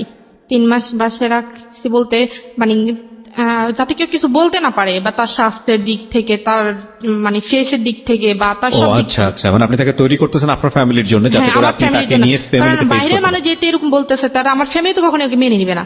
তখন আমি তাকে মানে ডাক্তারের সাথে কথা বলে বিভিন্ন রকমের রুচিকর, যাতে রুচি হয় খাবার, ওষুধ বা পুষ্টিকর যে খাবারগুলো আছে একটা মানুষ বা ভালো মতোই হওয়ার জন্য, সবগুলোই আনছি। তো 1 মাস যখন হয়ে গেছে, এখন ও তো চাকরি করে না, এখন 1 মাস একটা মানুষ 1 মাস বসে বসে খেলে কতদিন যায়? আর ওর তো কোনো এক্সট্রা কোনো টাকা নাই। তো আমি কি করছি, ওই যে ঢাকায় থাকাকালীন যে রিয়ার কথা বললাম, তো রিয়ার কাছে আমি ফোন দিলাম। পরে রিয়াকে আমি সব কিছু বলছি, বলার পর আমি বলছি যে দেখ তুই এটা কারোর কাছে বলিস না, এখন আমি একটু সমস্যা আছি, আমার কিছু টাকা লাগবে। তো বলে যে কত টাকা? তা আমি বলছি 10-15 হাজার টাকা হলে হবে। একটা বিকাশ নাম্বার দিচ্ছে, আমাকে 15 হাজার টাকা পাঠাইছে। 15 হাজার টাকা পাঠানোর পর আমি তার জন্য বিভিন্ন রকমের আর বিভিন্ন আইটেমের খাবার নিতে, মানে যেগুলি কাজে আসে বা পুষ্টিকর যে খাবারগুলো সেগুলো নিছে। যেমন তো তাকে 3 মাস পর পুরোপুরি ভাবে হয়ে উঠছে, মানে আমি যেরকমটা চাইছি সেরকমটা হয়ে গেছে। তো 3 মাস পরে তখন থেকে মনে করে আমাদের সংসারটা খুবই একটা সুখী সংসার। সেও আমাকে প্রচন্ড ভালোবাসে, আমিও তাকে প্রচন্ড ভালোবাসি। এখন এই ভালোবাসা দিয়ে একটা হ্যাপি ফ্যামিলি আমাদের। তো এর মধ্যে আমি তাকে বললাম যে দেখেন আমার তো বিয়ে কিন্তু 1 বছর চলে গেছে এইভাবে। তো চলে যাওয়ার পর আমি বললাম 1 বছর পর বললাম যে আমি তো এসএসসি পরীক্ষার আমার ভালো একটা রেজাল্ট আসছে, তো আমি ইন্টারে ভর্তি হইতে চাই। এই 1 বছরের মধ্যে আপনি কোনো যোগাযোগ করেননি বাড়িতে? না, কোনো যোগাযোগ করিনি। ওর লেখাপড়া কতদূর ছিল? উনি মাস্টার্স কমপ্লিট করছে। ওকে, রবিউল মাস্টার্স কমপ্লিট করা। ওকে, বাচ্চাদের পড়ার জন্য তো অন্তত আমার কিছু জানা দরকার। বলে যে না, সেটা যতটুকু জানা অতটুকুই না। তো আমি বলছি ঠিক আছে, এখন সে যেভাবে বলতেছে সেভাবেই। তো এভাবেই চলতেছে। 1.5 বছর চলে যাওয়ার পর তখন আমি হঠাৎ মনে করেন আমার ফিওর হচ্ছে না প্রায় 2 মাস ধরে। জি। তো আমি একটু টেনশনে আছি। তো তারপর হচ্ছে তখন আমি একটু টেনশনে পড়ে গেছি। তখন আমি ওকে জানাইনি। তো না জানানোর পর আমি নিজে নিজে একটা ডাক্তার কাছে গেছি। তো বলে যে আপনি তো প্রেগনেন্ট। তো আমি বললাম না, এটা সম্ভব না, আমি এখন এই মুহূর্তে বাচ্চা নিতে চাই না। আচ্ছা। তো বলে যে কেন আপনাদের, বলে যে আপনি কি বাচ্চা আসছে? আর আমি বলছি যে না, আমাদের বাচ্চা নেই, এটা প্রথম, তবে আমি এখন বাচ্চা নিতে চাই না। তো বলছে এটা আপনার হাজবেন্ড জানে? তখন ও কিন্তু এটা জানে না। তো আমি বলছি যে হ্যাঁ, এটা ও জানে, ও নিতে চাচ্ছে না। তো আমি বলছি যে তাহলে, তো বলে যে তাহলে এটা যদি রাখতে না চান তাহলে যত তাড়াতাড়ি সম্ভব এটাকে অ্যাবর্শন করতে হবে। বলছে আপনি এড্রেসে চলে যান, ওনারা যা করার করে দিবেন। মানে এটা করার পরে একটু অসুস্থ ছিলাম, পরে এভাবে চলতে ভালোই আছি, ভালোই। তারপর আমি আবার প্রেগনেন্ট। সেকেন্ড টাইম কনসিভ করলেন? হ্যাঁ, করার পর সেটা আমি তাকে জানাইছি। প্রথমবারের কথা তো আমি তাকে জানাইনি। দ্বিতীয়বার যখন হয়েছে তখন আমি তাকে জানাইছি। তখন আমার 3 মাস হয়ে গেছে। 3 মাস হয়ে যাওয়ার পর তো বলছে না, আমি তো এখন বাচ্চা চাইতেছি না, কারণ আমি তোমাকে তো এখন আমাদের বাড়িতে নিয়ে যাইনি। এখন যদি বাচ্চা হয়ে যায় তখন মানুষ কি বলবে? আমি এখন বাচ্চা, তুমি যেটা যা করো তাড়াতাড়ি করো। তখন ওই ডাক্তার কাছে আসছি। ডাক্তার কাছে আসছে তো আবার ওই ভাবি আমার বলছে যে একটা হোমিও ডাক্তার আছে, ওইখানে গেলে হোমিও কিছু ওষুধ দিলে ওইটা নাকি হয়ে যায়। যাই হোক, আপনি এটাকে অ্যাবর্শন করেছেন না করেন নাই? না, করিনি। সেকেন্ড টাইমটা কি আপনার বেবি? হ্যাঁ। ওকে, তারপর? হ্যাঁ, তারপর যাই হোক, এটা অনেকবার করছি। তো ট্রাই করছেন অ্যাবর্শন করার জন্য? হ্যাঁ, অনেকবার ট্রাই করছি, কিন্তু হয়নি। তো মানে এটা করতে গিয়ে আমি নিজেই মরে যেতেছি। তো পরে তারপর যাই হোক এটা হয়ে তখন থেকে সে আমার উপর মানে আমার সাথে খুব খারাপ ব্যবহার করতেছে। তারপর সে আমাকে বিভিন্ন রকমের এক কথা 2 কথা ভালো কথা বলে সে আমার সাথে খারাপ ব্যবহার করে। আর আমার বাপ মা নিয়ে সে আমাকে গালিগালাজ করে। তো করার পর হঠাৎ করে চেঞ্জটা দেখলেন শুধু কনসেপ্টটা করার পরেই? হ্যাঁ, কনসেপ্টটা করার পরে চেঞ্জটা দেখি। তারপর আমরা আবার যে রুমে থাকতাম, যেখানে থাকতাম সেখান থেকে পানিটা নিয়ে যে আনতে হয় সেটা একটু দূরে, ঠিক আছে? তো আমার বেবি যখন 7 মাসের প্রেগনেন্ট আমি, তখন বালতি ভরে ভরে, অনেক বড় বড় বালতি ভরে ভরে ওইখান থেকে পানি আনতে হয়। তো সেটা আমার জন্য খুবই বিপজ্জনক। সব যে দেখে সে বলে যে তুমি এই কাজ করো কেন? সে আমার কাছ দিয়ে বিভিন্ন রকমের জামা কাপড় বা তার শার্ট প্যান্ট এগুলো ধোয়াইতো, বা এখন যেগুলো আমার জন্য করা উচিত না সেগুলো করাইতো। তো আমি এক রকমের করতাম, সব কাজ করতাম। তো করার পর যখন 8 মাস হয়ে গেছে তখন সে আমাকে বলছে যে পরীক্ষা করাইতে, পরীক্ষা করলে ছেলে হয় না মেয়ে হয় এটা জানার জন্য। তো আমি বলছি তুমি কি হইলে খুশি? বলে যে আমার ছেলে চাই। তখন আমি বললাম যে এটা তো যদি ছেলে না হয়, বলে যে ছেলে না হলে যদি মেয়ে হয় তাহলে মেয়ে হলে মেয়ের বিয়ের টাকা আমি দিতে পারবো না। তখনই সে মেয়ের বিয়ের প্রসঙ্গে কথা উঠেছে যে যখন বিয়ে দিবে তখন মেয়ের বিয়ের টাকা সে দিতে পারবে না, আমার বাবার বাড়ি থেকে দিতে হবে। আর মেয়ে যদি হয়, মেয়ে সুন্দর হতে হইবে, ফুটফুটে হইতে হইব। মেয়ে যদি কালো হয় তাহলে সে মেয়ে কখনোই সে রাখবে না, সে পালক দিয়ে দিবে। ছাগল নাকি? সরি ফর দিস ওয়ার্ড, আমি এই ওয়ার্ডটা অনেকের উচ্চারণ করাটা ঠিক হচ্ছে না, বাট এটাই আমার এক্সপ্রেশন, ভেরি জেনুইনলি ভিতর থেকে যেটা আসছে, এবং এটা কোনো প্রকার এডিট না হয়ে অনেকের জায়গা আমি চাই। ওকে, বলেন। তারপর কি হয়েছে, তো আমি গেলাম, আমার ওই ভাবিকে নিয়ে গেলাম। তো উনি বলছে যে মেয়ে হবে। তো ডেট দেওয়ার পর বলছে যে মেয়ে হবে। তখন যখন ওকে জানাইছে তখন সে আমার উপর খুব রাগ করছে। আমাকে পারে না, মারবে না, তোর সে বুঝতে পারতেছে না। তো পরে মাস্টার্স পাস ছিল, রাইট? হ্যাঁ। এটা তোর জানা উচিত, ছেলে মেয়ে হওয়ার ব্যাপারটা তো মেয়েদের উপর নির্ভর করে, এটা সম্পূর্ণই ছেলেদের উপরে। তবে সে আমাকে তখন বলতেছে, যখন শুনছে যে আমার মেয়ে হবে তখন সে আমার বাড়িতে আস্তে আস্তে যোগাযোগ করার চেষ্টা করতেছে। তখন সে আমাকে প্রথমে আমার আম্মুর কাছে ফোন দিচ্ছে। আমার আম্মু এটা নিজে ফোন দিয়েছে? হ্যাঁ, সে নিজে ফোন দিচ্ছে। আচ্ছা। তো ফোন দেওয়ার পর সে বিস্তারিত জানলো যে যা হয়ে গেছে, এখন আপনারা মেনে নেন। তখন আমার আম্মু এটা অ্যালাউ করে নাই যে আমার মেয়েকে পাঠিয়ে দাও, তোমার আসার দরকার নেই, আমরা আমার মেয়েকে অ্যাকসেপ্ট করবো, কিন্তু তোমাকে তো আমরা অ্যালাউ করবো না। তখন আসে আমার আব্বুকে ফোন দিয়েছে। আমার আব্বুর কাছে সে খুব কান্নাকাটি করছে, আমিও খুব কান্নাকাটি করছি। করার পর আমার আব্বু বলছে ঠিক আছে, আমি ব্যবস্থা করতেছি। তো সে বলতেছে দেখেন, ঋতু তো আপনার প্রেগনেন্ট, বা ওর তো বেবি হবে, এখানে তো দেখাশোনা করার মতো কেউ নেই, এখন আমাদের বাড়ি তো ওকে নিয়ে যেতে পারি নেই, তো ওকে এখানে কে দেখবে? আপনারা যদি চান তাহলে ও প্রথম বাচ্চাটা আপনাদের এখানে হোক। তো আমার আব্বু বলছে ঠিক আছে, আমি ব্যবস্থা করতেছি। তখন আমার আব্বুর আসার সময় হয়েছে, তো আমার আব্বু আসবে। তা বলছে ঠিক আছে, আমি বাড়িতে যাই ঋতুর আম্মুর সাথে কথা বলে দেখতেছি। তো দেশে আমার আব্বু বাড়িতে আসছে, আমার আম্মুর সাথে কথা বলে আমার আম্মু কোন রকম মানানোর পর তো আমরা গেলাম। না, এর আগে এখানে একটা ঘটনা হয়েছে যে আমি যে বললাম না যে একটু দূর থেকে পানি আনতে হয়, তো আমি বললাম যে আমরা এখানে থাকবো, টাকা দিয়ে থাকবো, আমরা তো এখানে মানে টাকা ছাড়া থাকতেছে না, তাহলে তুমি একটা ভালো দেখে একটা রুম নাও যেখানে পানিটা নিয়ে একটু কাছে পাওয়া যায়। তো আমি এখানে থাকবো না, তো বলে যে আমি যেখানে থাকবো তুই সেখানে থাকতে হবে। তখন থেকে সে আমাকে তুই তুই করে ব্যবহার করে, তুইও সেখানে থাকতে হবে, আর না থাকলে তুই চলে যা। তা আমি বলছি আমি এই অবস্থা কোথায় যাব? তখন এক কথা দিকে আমি বলছি যে মানে একটু বেশি হয়ে গেছে যে আমি এখানে থাকবোই না, আমি এখানে চলে যাব, আমি কি এখানে টাকা ছাড়া থাকি নাকি? তখন সে আমাকে অফিস থেকে দুপুরবেলা খাইতে আসছে, তার কোমরে একটা বেল্ট ছিল, সে বেল্ট দিয়ে এই প্রেগনেন্ট অবস্থা আমাকে খুব মারছে, খুব মারছে। কেউ এসে আমাকে ধরে নেই, দরজা বন্ধ করে সে আমাকে খুব মারছে। মারার পর আমি শুয়েছিলাম, তো আমি শুয়ে থেকে উঠতে পারতেছি না। তো ওই ভাবিটা আসছে, এসে ভাবিটা মানে ওনাকে, উনি ছিল না, রবিউল ছিল না, তো শুধু এই মেয়ে সন্তানকে কেন্দ্র করেই আপনাদের মধ্যে এই ধরনের আচরণ? আচরণ, হ্যাঁ। তখন আমি আমার বেবি হওয়ার এক সপ্তাহ আগে আমাকে বাড়িতে দিয়ে আসছে, দিয়ে আসার পর বাড়িতে যাওয়ার পরে রিয়াকশনটা কি দাঁড়ালো?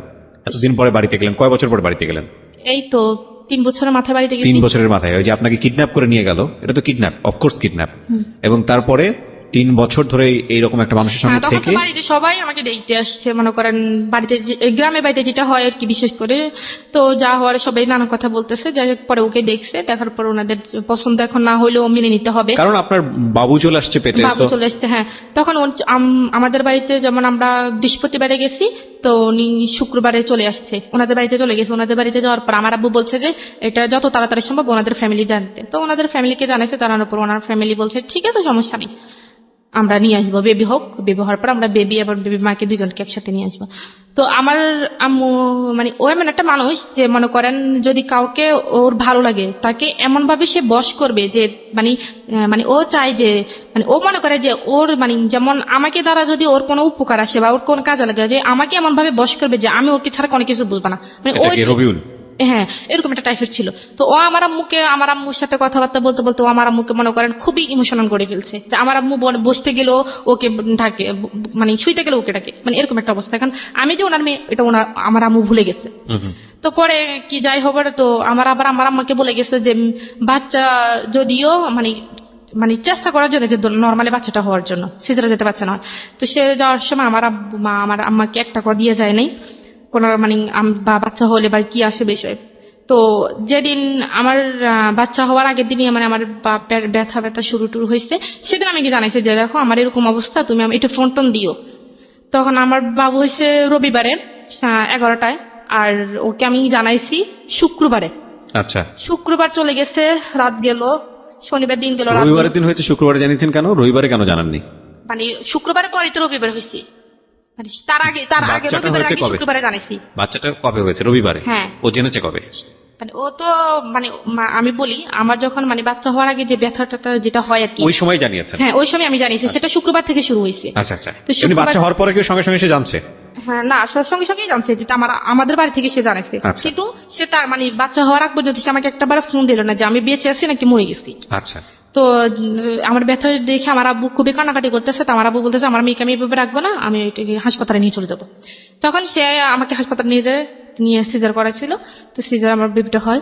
তো বেবিটা হওয়ার পর আমার বেবি মাশাআল্লাহ খুবই সুন্দর হয়েছিল। তো হওয়ার পর আমার আব্বা জানাইছিল ওনারে যে তোমার মেয়ে হয়েছে।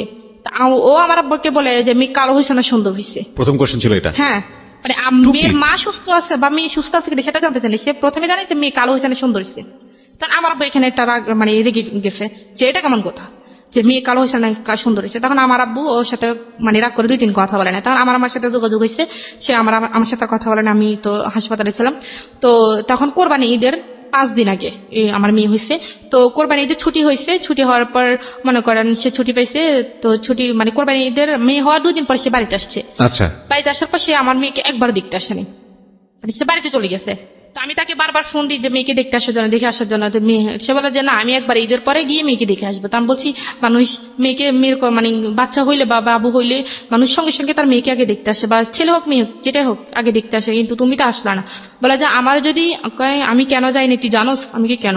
বলে যে আমার যদি ছেলে হইতো না আমি গরু জবাই করে সবাইকে নিয়ে ফুর্তি করতাম, কিন্তু মেয়ে হয় না দেখে আমি মেয়েকে দেখতে জানি। সে আমাকে ডিরেক্টলি এভাবে বলছে। তো বলার পর আমি তখন খুব কানাকাটি করছি, তো আমি কেমন কথা এটা আবার। তো বলছি ঠিক আছে তোমার আসতে হইবে না, তো আমাদের ঈদের পরে এখন তাদের বাড়িতে আমাকে নিয়ে যাবে, এখন একটা আনুষ্ঠানিকতার দরকার। তো আমার আব্বু মনে করে, তো তারপর মানে এখন আমি তাদের বাড়িতে প্রথম যাব। এখন আমার বাবা চাইতেছে যে আমার যেহেতু প্রথম মেয়ে, আমাদের বাড়ির প্রথম মেয়ে, তার যেহেতু বিয়েটা ওইভাবে হয় নাই, আমরা একটু ছোটখাটো একটা আনুষ্ঠানিকতা করি। তখন তো ওর ফ্যামিলি থেকে বলছে ঠিক আছে, হ্যাঁ সমস্যা নেই। তো ওর যে মানে প্রথম যে আমাদের বাড়িতে আসছে মেয়ে দেখার জন্য, আমার মেয়েকে দেখার জন্য, তো সেখানে আমার মানে দাদিরা ছিল বা নানুরা ছিল। তো বলছে যে মানে মেয়েকে যখন কোলে নিছিল তখন বলছে যে মানে দাদিরা বলতেছে যে মেয়েকে কোলে নেওয়ার আগে মেয়েকে হাতে কিছু দিতে হয়। তখন সে বলতেছে আমার কাছে তো কিছু নাই, সে সবার সামনে বলতেছে। আমি বলছি তোমার কাছে 10 টাকাও নাই? বলে যে না আমার কাছে 10 টাকাও নেই। তখন আমি তাকে ইশারায় তার পকেটের মধ্যে 1000 টাকার একটা নোট দিয়ে দিছি। তো বলছে ঠিক আছে এটা তুমি মেয়ের হাতে দাও।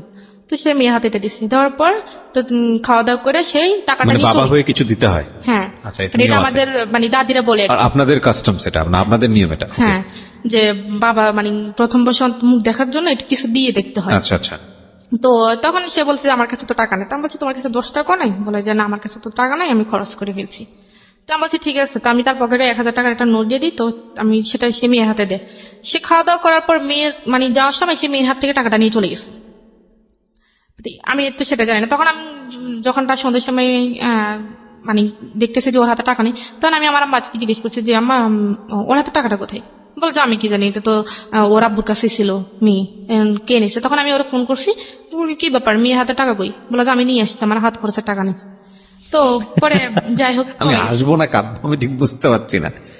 such a stupid you are. আমি জানি না এগুলো কতটুকু সত্যি, বাট ইফ ইউ আর মানে if you really like this kind of husband, you don't have any potentiality to be a husband, believe me.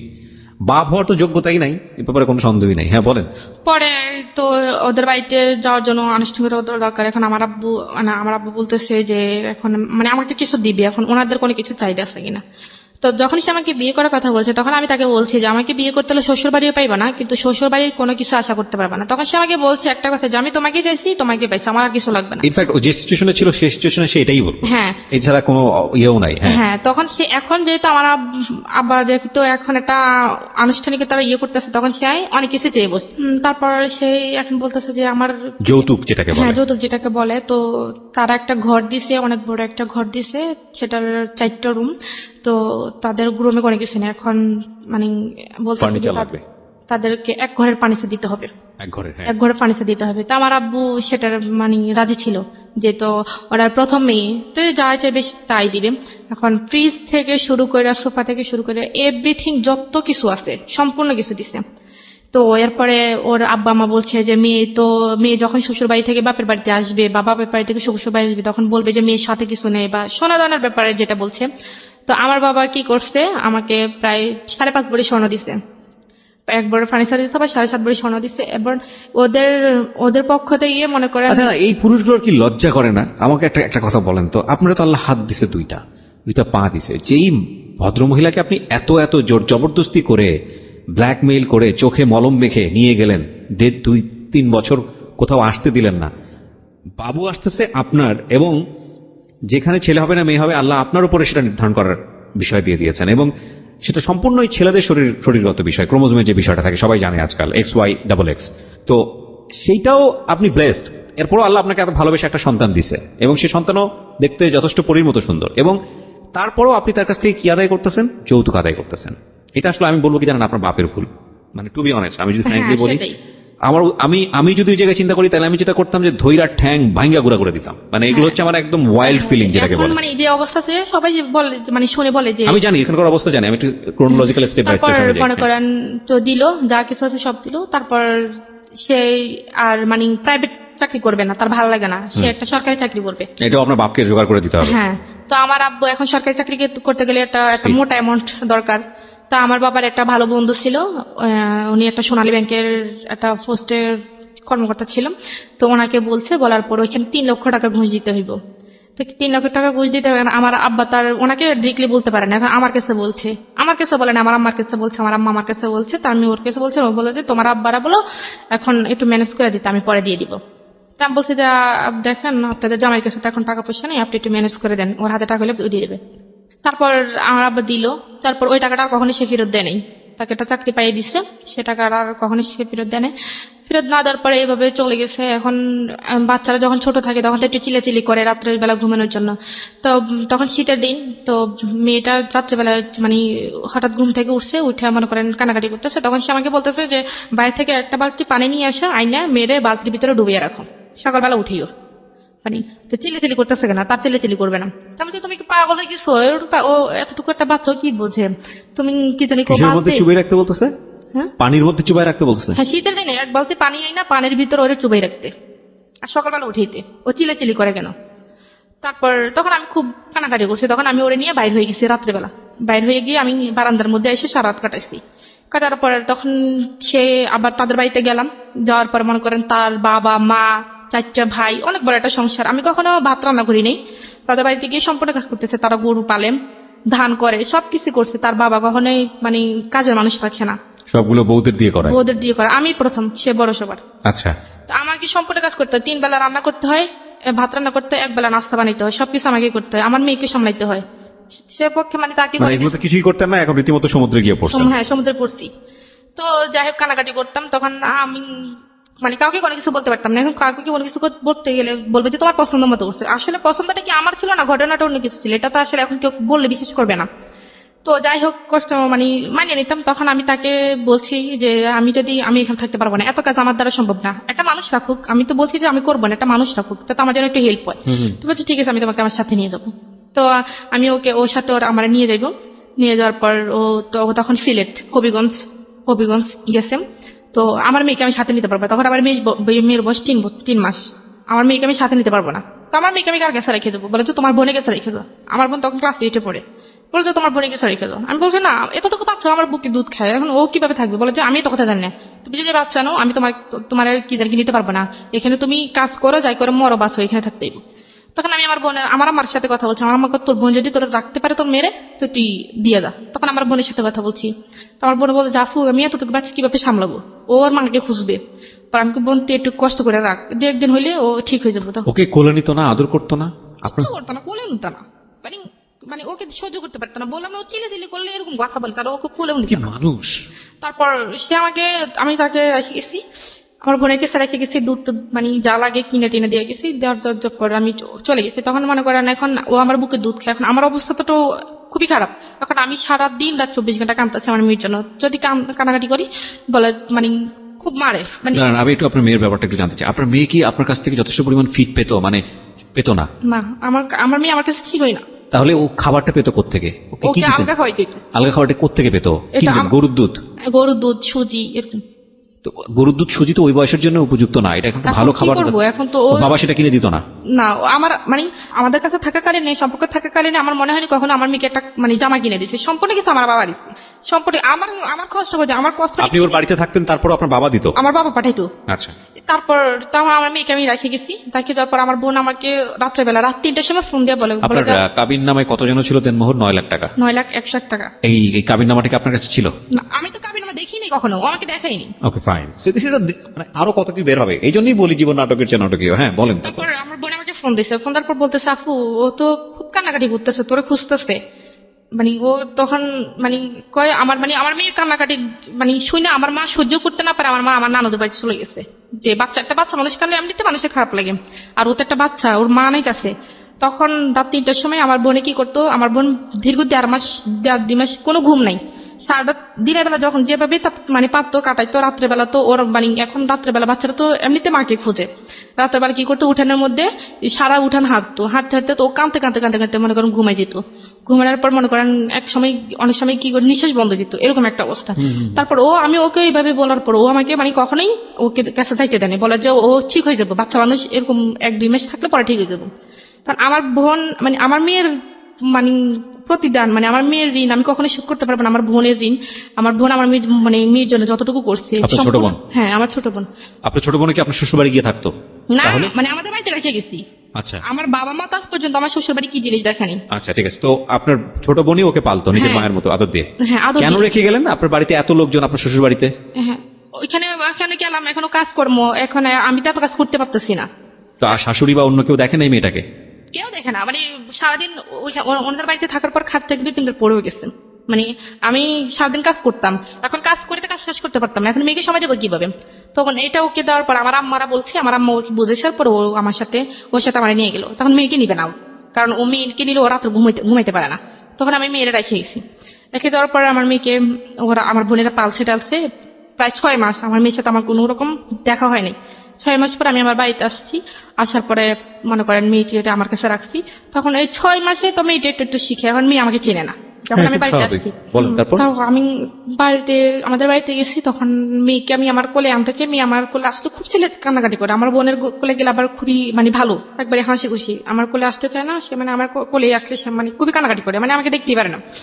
তখন আমি ওকে বলতেছি যে, দেখো তোমার কারণে তো আমার আজকে এই অবস্থা। আমার মেয়ে, আমার নিজের মেয়ে আমাকে চিনতেছে না। বলে যে চিনবে, একটু কয়েকদিন থাকলে তারপর চিনবে। তো বলে, আমি বলছি যে না। তারপর আমি দীর্ঘ 1 মাস ছিলাম, বাট আমি আমাকে কোনোভাবে চিনে না, মানে আমাকে দেখলে মেয়ে চিল্লাচিল্লি করে, মানে এরকম একটা অবস্থা। তো তারপরে যাই হোক, কোন রকম প্রায় এরকম 5-6 মাস আমাদের বাড়িতে ছিলাম। থাকার পরে আস্তে আস্তে মেয়ে আমাকে চিনলো। আপনার বোনকে কি মা ডাকতো নাকি? হ্যাঁ, আমাকে মা ডাকতো না, ও আমার বোনকে আম্মু করে ডাকতো। আম্মু ডাকতো না, মাম্মা ডাকতো।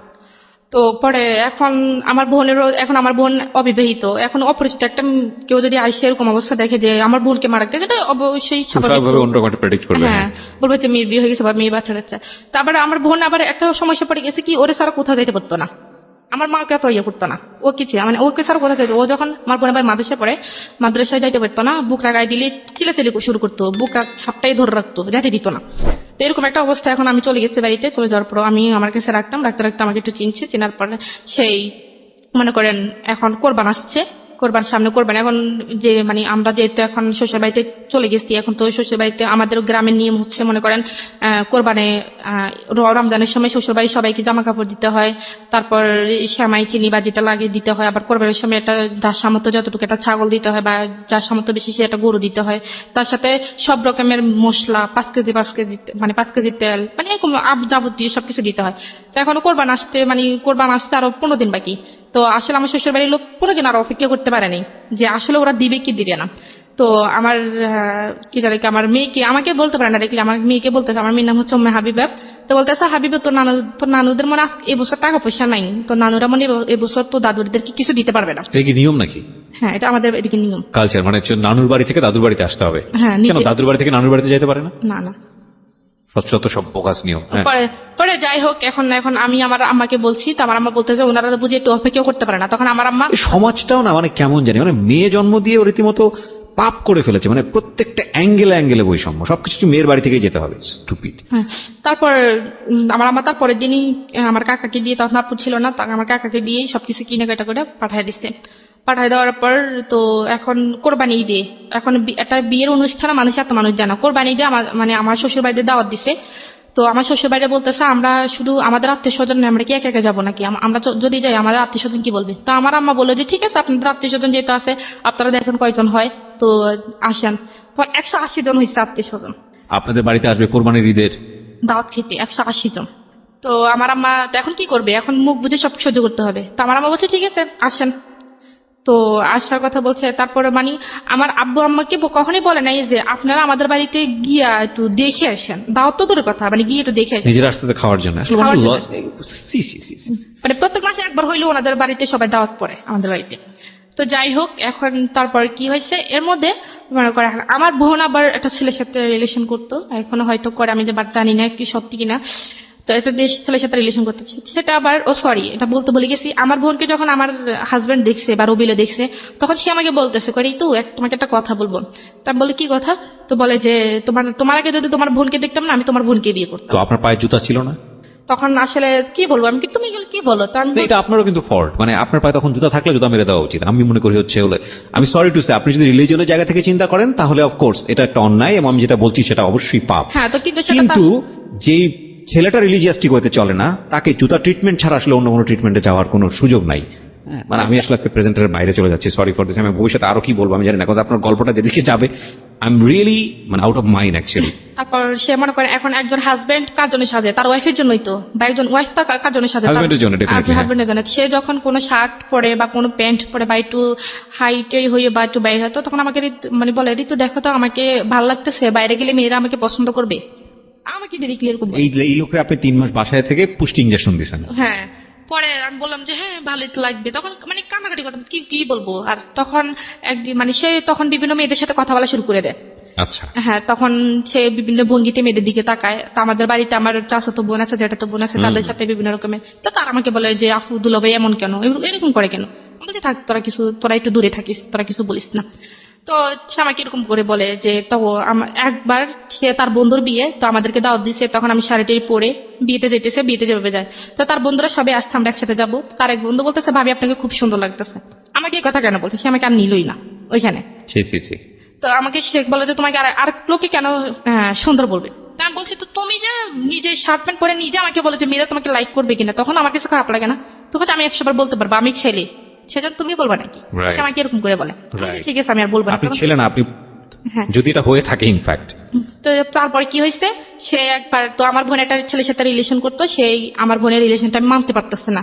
কারণ আমার বোন যে ছেলের সাথে রিলেশন করতো সে একটু আরো একটু হাই কোয়ালিটি, মানে সে মনে করেন বিদেশে থেকে পড়াশোনা করে, তো সে আরো একটা হাই কোয়ালিটি, মানে সে চাইতেছে না যে আমার বোন আরো মানে তার চেয়ে একটু উপর লেভেলের একটা ছেলেকে মানে পছন্দ করুক বা সেটা কেউ মেনে নিক, বা এরকম উপর লেভেলের কোনো ছেলে আমাদের বাড়ির জামাই। Right. হ্যাঁ, তো তারপর আমার বোন যে ছেলের সাথে সম্পর্ক করতো, সে ছেলে কি নাম্বারটা কিভাবে পাইছে, পাইয়া সে ছেলের সাথে আমার বোন আমার হাজবেন্ডে বলছে যে আপনি যে মেয়ের সাথে কথা বলেন আপনি জানেন তার বিয়ে হয়েছে, তার একটা বাচ্চা আছে, আমার মেয়েকে দেখাই দিতেছে।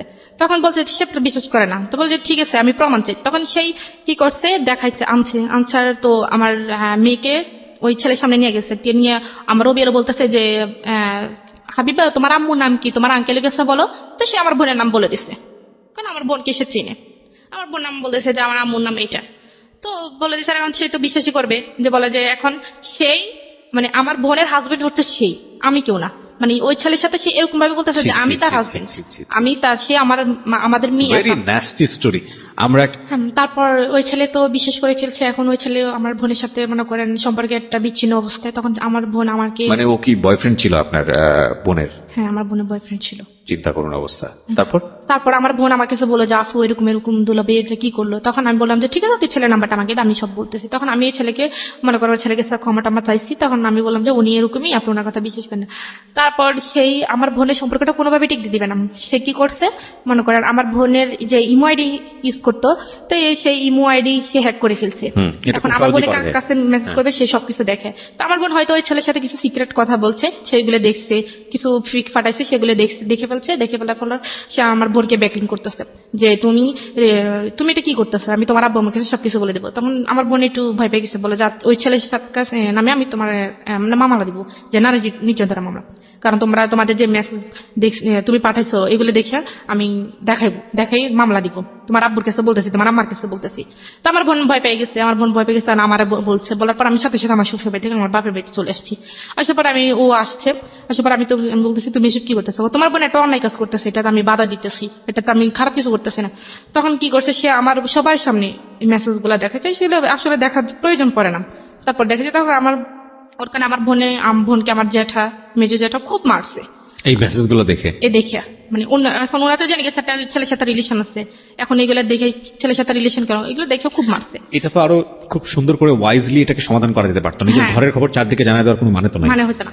তো তারপর কি করছে, তারপরে সে তো থামে নাই। সে বলতেছে তুমি যদি আমার কথা না শোনো, তাহলে আমি কিন্তু ওই ছেলের নামে মামলা করে দিব, এমনকি আমি সবকিছু কথা বলে। আচ্ছা, এই অধিকারটা খাটাই কিভাবে আমি তো বুঝলাম না। মানে এটা তো আমি জানি, এটা আমার বোনের সাথে হয়েছে। এখন আমার বোন আসলে ওই ছেলেকে হয়তো প্রচন্ড ভালোবাসে, সেই জন্য আসলে ও ক্ষতি চায় না, সেজন্য বলছে ঠিক আছে আপনি কি বলেন। আমার বোন ওকে অফার করছে যে ওর সাথে ফিজিক্যাল রিলেশন করবে। দাঁড়ান 1 মিনিট, কাকে অফার করছে? আমার বোনকে। কি অফার করছে? ও আমার হাজবেন্ড। Are you sure? অবশ্যই, আমি একটা ভিডিও ছিল, সেটা আমি নিজেও দেখছি। কিসের ভিডিও? এটা জাস্ট এমনিতেই মানে কিস করছে। আপনার বোনকে? হ্যাঁ। সে ভিডিওটা কে করছে? সেই করছে, করে আপনাকে দেখাইছে? আমাকে দেখেছে। তখন আমাকে দেখা নাই, আমি ওই অবস্থায় আমি ওইখানে চলে গেছি। আচ্ছা, ঘটনাটা শুনি, কি হয়েছে? তখন সে আমার বোনকে বলছে, আমার বোন আসলে রাজি হয়নি। রাজি মানে ব্ল্যাকমেইল করছে যে তুমি যদি এটা করো, ওনার কথা না শুনে, রবিলের কথা যদি না শুনে, তাহলে সেই ওই ছেলের নামে মামলা করে দিবে, Okay. নারী নির্যাতনের মামলা করে দিবে। এমনকি সে তার সবকিছু ওকে আছে, শুধু একটা ফোন যাবে, মামলা হয়ে যাবে। তাকে বাড়ি থেকে তার ফ্যামিলি সহ তাকে নিয়ে যাবে, এরকম একটা দেখাচ্ছে। দেখানোর পর সে আমার বোন তো মনে করেন এখন একটা দুটান অবস্থা হয়ে গেছে। তখন তো যা হওয়ার হয়েছে, তখন আমি হঠাৎ আমি মানে কোন একটা কাজে আপনার আমাদের বোনকে অফার করেছে, আপনার বোন সেটা রাজি হচ্ছে? প্রথমে রাজি হয় নাই। সে আমার বোনকে অনেক ভয়টাই দেখাইছে। তো আমার বোন এটার জন্য খুব কাঁদছে আরো। সে আমার বোন মনে করেন একটু ঘটনা যখন ওর আমি বয়স দেখে কত ফেলছি, ছিল? ওর বয়স তখন 16 বছর। C this is another case, যেটা ওর ক্ষেত্রেও হয়েছে। হ্যাঁ। যখন ওর বয়সটা ছিল 16 বছর, একইভাবে ব্ল্যাকমেইল করেছে। হ্যাঁ। এই তখন- এই ছবলটা ঠিক ওর আপন বোনের ক্ষেত্রেও মেরেছে। হ্যাঁ, তো তারপর তখন আমার বোন মানে এটা হওয়ার পর ও নিজের হাত টাত সব কেটে মনে করেন ইয়ে করে ফেলছে, মানে সুইসাইড করতে গেছে আমার বোনে। মানে বোনের সঙ্গে আপনার হাজবেন্ড এটা হয়েছে? হ্যাঁ, না হয় নাই, শুধু এমনিতে মানে যেটা হয় আর কি এমনি হয়েছে। আর এটা ও ভিডিও করছে। তো তখন আমি ওই অবস্থায় ওইখানে চলে ওদেরকে ওই অবস্থা দেখে ফেলছি। দেখে বলার পর ও আর তখন আমার বোনকে তো ও ছেড়ে দিচ্ছে। ছেড়ে দেওয়ার পর আমার বোন আমাকে জড়াই ধরে কাঁদতেছে, খুব কান্নাকাটি করে এসব কথা বলতেছে। তখন আমি যখন বলছি যে তুমি এসব কিছু করতেছো, আমি এক্ষুনি সবাইকে জানিয়ে দিব, তখন ও আমাকে বলে যে তুই যদি বলস আমি বলবো যে তুই তোর বোনকে আমার কাছে দিয়ে গেছিস। ও আমাকে বলতেছে। তাহলে আমি তো আবার কি বলবো এখানে, আমার তো আর কিছু বলার নেই। আমি বলছি তুমি আমাকে এবার ব্ল্যাকমেল করতে পারো না। বলা যে অবশ্যই করবো, তুই যদি এটা কারোর কাছে প্রকাশ করতে চাস আর তোর বোনের ভিডিও আছে সেটা আমি কি জানি নেটে ছেড়ে দিব। আর তুই যদি কোনো কিছু করতে চাস, কারোর কাছে বলতে চাস, তা আমি তোকে উল্টা ফাঁসিয়ে দিব। আপনাদের বাড়িতে হচ্ছে এসব? আমাদের বাড়িতে হয়েছে। তখন আমি কি তখন আমার বোনে আমার আপনার মামা বাবা কোথায় ছিল সেই সময়? আমার মামা নানুদের বাড়ি ছিল। আপনার বাবা মা? আমার আব্বা বাড়িতেও ছিল, দেশের বাড়ি ছিল, আর আম্মা নানুদের বাড়িতে ছিল। তখন আমিও আপনার বড় ভাইরা কোথায় ছিল? বড় ভাই বাইরে থাকে। দেশের বাইরে থাকে? মানে আপনাদের বাড়িতে আপনারা দুই বোন ছাড়া কেউ নাই? না, আমার ছোট একটা ভাই আছে, ও হাবিজিতে পড়ে। তার মানে আপনাদের বাড়িতে শুধুমাত্র আপনারা দুইজন? হ্যাঁ, আর আর আপনার দাদু মেয়েটা? আছে। দাদু ধরেন আমাদের তো নতুন বাড়ি পুরান বাড়ি যেটা বলে, দাদুরা পুরাতন বাড়িতে থাকে আর আমরা নতুন বাড়িতে। তো দাদু কাজ টাজ করে চলে যায়, তো সবসময় থাকে না। ওকে, তারপর? তো তারপর এখন এসে আমাকে এরকম ব্ল্যাকমেল করছে, আমি আর কিছু বলতে পারি। তখন আমি আমার বোনের কাছে আমার বোনের পা ধরছি। আমি বলছি তুই ওর হয় আমার মানে আমার কি জানি ওর হয় আমি তোর কাছে মাপ চাইতেছি, তুই ওরা মাপ করে দিস। বলে যে পরে ও কি করছে মনে করেন ওই দিন আপনার হাত পা টাট কাটছে? কেটে লিছে, আপনার হাত টাট কেটে লিছে, কাইটে মনে করেন ও সুসাইড করবে এরকম বলে যে আমার জন্য এত সমস্যা। ওই ছেলে আবার জানে না। তারপর ও কি করছে, ও যেহেতু ওই মানে রবিউল দেখতেছে যে ওই ছেলের সাথে কথা বলা বন্ধ করে নাই, ওই ছেলে মানে রবিউল কি করছে, ওই ছেলের বাড়িতে গেছে, আমার আরেকটা সদূর সম্পর্কে চাচাতো বোনকে নিয়ে গেছে, নিয়ে ওর আব্বা আম্মার কাছে আমার বোনের নামে বিচার দিয়ে আসছে যে আপনার ছেলে তো অমুক মেয়ের সাথে কথা বলে, ওনার একটা বাচ্চা আছে, ওনার স্বামী আছে, আপনার কেমন ছেলে একটা ম্যারিড মেয়ের সাথে কথা বলে। এখন ওই ছেলের বাপ মা তো মানে যেটা বুঝতে পারছি আপনার বোনকে সে অনৈতিকভাবে পাওয়ার জন্য মোটামুটি ক্রেজি হয়ে গেছে। করছে। হ্যাঁ, তারপর কি হয়েছে এখন মনে করে সব মিলিয়ে তো খুবই সমস্যা হয়েছে। তখন আমি আমার ফ্যামিলিকে একটু ইঙ্গিত করছি, পুরোপুরি করিনি। তো আমার আব্বু বলতেছে তোমার এখানে থাকার দরকার নাই, ডিভোর্স হয়ে যাও, এখানে থাকার দরকার নেই। এরপরে মনে করেন ওই ছেলের সাথে অনেক সমস্যা করছে। তারপরে বলছে যে ডিভোর্স হয়ে যাক। আমি বলছি যে আমার আব্বা আমার মেয়েটা কি হবে, আমি হয়তো একটা ভালো ছেলে পাবো, ও একটা ভালো মেয়ে পাবে, আমার মেয়েটার কি হবে? আমার মেয়ে তো মা হারালে বাপ হারালো, ওদের সমস্যা না, আমি মেয়ের ব্যবস্থা করতেছি। তো আমার বাবা কি করছে, ওরে ডিরেক্টলি বলছে যে আমার মেয়ে আসা সাইরা দাও, আমার মেয়েকে তুমি পাইবা না, তুমি একটা ডিভোর্স লেটার পাঠাতে। এখন ও যদি ডিভোর্স পাঠাতে যায় তাহলে সম্পূর্ণভাবে কিন্তু আমি সবকিছু পাও না, কারণ আমার যে কাবিননামা বা আমাদের যে সবকিছু নিয়ে গেছে এগুলো তো মানে আমি আইনগত ভাবে আমি পাই। তো সেজন্য ও আমাকে ডিভোর্স দিচ্ছে না। না না না, এটা তো আপনি আচ্ছা, এটা একটা ভুল ধারণা। আমি আজকের অনুষ্ঠানের মধ্যে বলে দিই, দেনমোহরের বিষয়টি যে কেউ যে কোনো পক্ষ থেকে ডিভোর্স দিলে পাবে। যদি মেয়েটাও ডিভোর্স দেয় তাহলেও পাবে, ছেলেটা ডিভোর্স দিলে তাও পাবে। কিন্তু আমরা একটা ভুল প্রেডিকশনের মধ্যে থাকি যে আমরা মনে করি যে মেয়েটা ডিভোর্স দিলে ছেলেটা এটা দিতে হয় না। এটা একটা সম্পূর্ণই ভুল ধারণা। এটা মেয়ের ন্যায্য অধিকার এবং এটা যেই ডিভোর্স দেখ না কেন এটা মেয়ে পাবে। হ্যাঁ, এটা আজকের অনুষ্ঠানের পরে যদি কারো এই ধরনের একটা ভুল ধারণা থেকে থাকে তাহলে এই ধারণা থেকে বের হয়ে আসুন।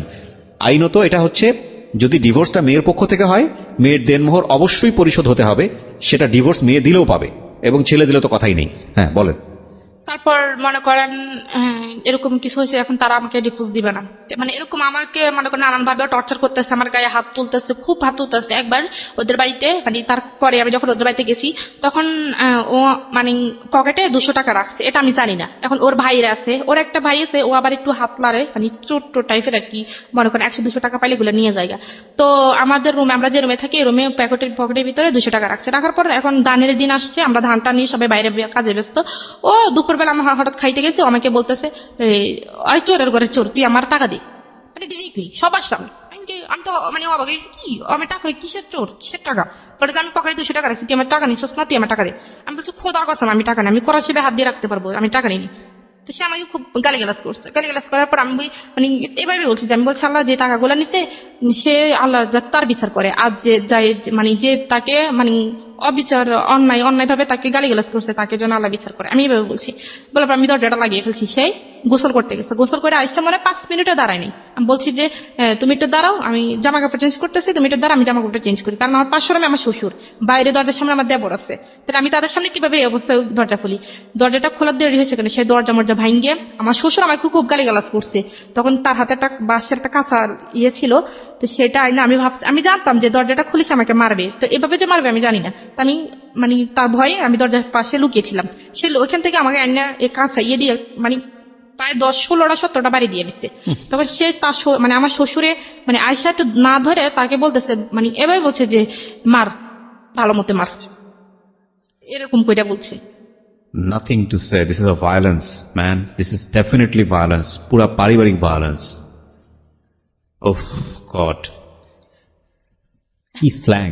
আমরা স্ল্যাংটা মিউট করতে বাধ্য হলাম, কারণ এটার গণমাধ্যমে স্ল্যাংটা যাওয়া উচিত হবে না। বাট যেটা হয়েছে, যেটা দ্বিপাক্ষিকভাবে, যে আমি জানি না কতটুকু সত্যি মেয়েটা বলছে, যদি হয়ে থাকে এটা ভায়োলেন্স, এবং এটা পুরো পরিবারে ফেসে যেতে পারে এই ধরনের ঘটনা ঘটলে। খালি ওই মেয়েটা যদি, যার উপরে গায়ে হাত তুলেছে, ওই মেয়েটা যদি জাস্ট একটা সরকারি হাসপাতালে গিয়ে ওয়ান স্টপ সার্ভিস, যেটাকে বলে ওয়ান স্টপ সার্ভিস, থেকে জাস্ট একটা পেপার নিয়ে আসবে যে আমার গায়ে হাত তুলেছে, এটা হচ্ছে ডাক্তার লিখে দেবে যে হ্যাঁ এই হাত তোলার জখম থেকে হয়েছে, এটা নিয়ে থানায় যাবে, সঙ্গে সঙ্গে সে অ্যারেস্ট হয়ে যাবে, সঙ্গে সঙ্গে। বাংলাদেশের নারী নির্যাতন আইন এতটা কঠিন, এতটা প্রখর। কি করলেন আপনি তারপর আমার যে জায়গায় বাড়িছে সে জায়গায় রক্ত কালো হয়ে জমাট বেঁধে গেছে।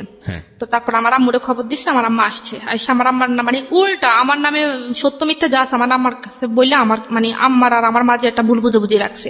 তখন আম্মা আমার কথা বিশ্বাস না করে ওদের কথা বিশ্বাস, তখন আমি এগুলো দেখাইছি, দেখানোর পর বলতেছে তোর দোষে তুই মার খেয়েছিস।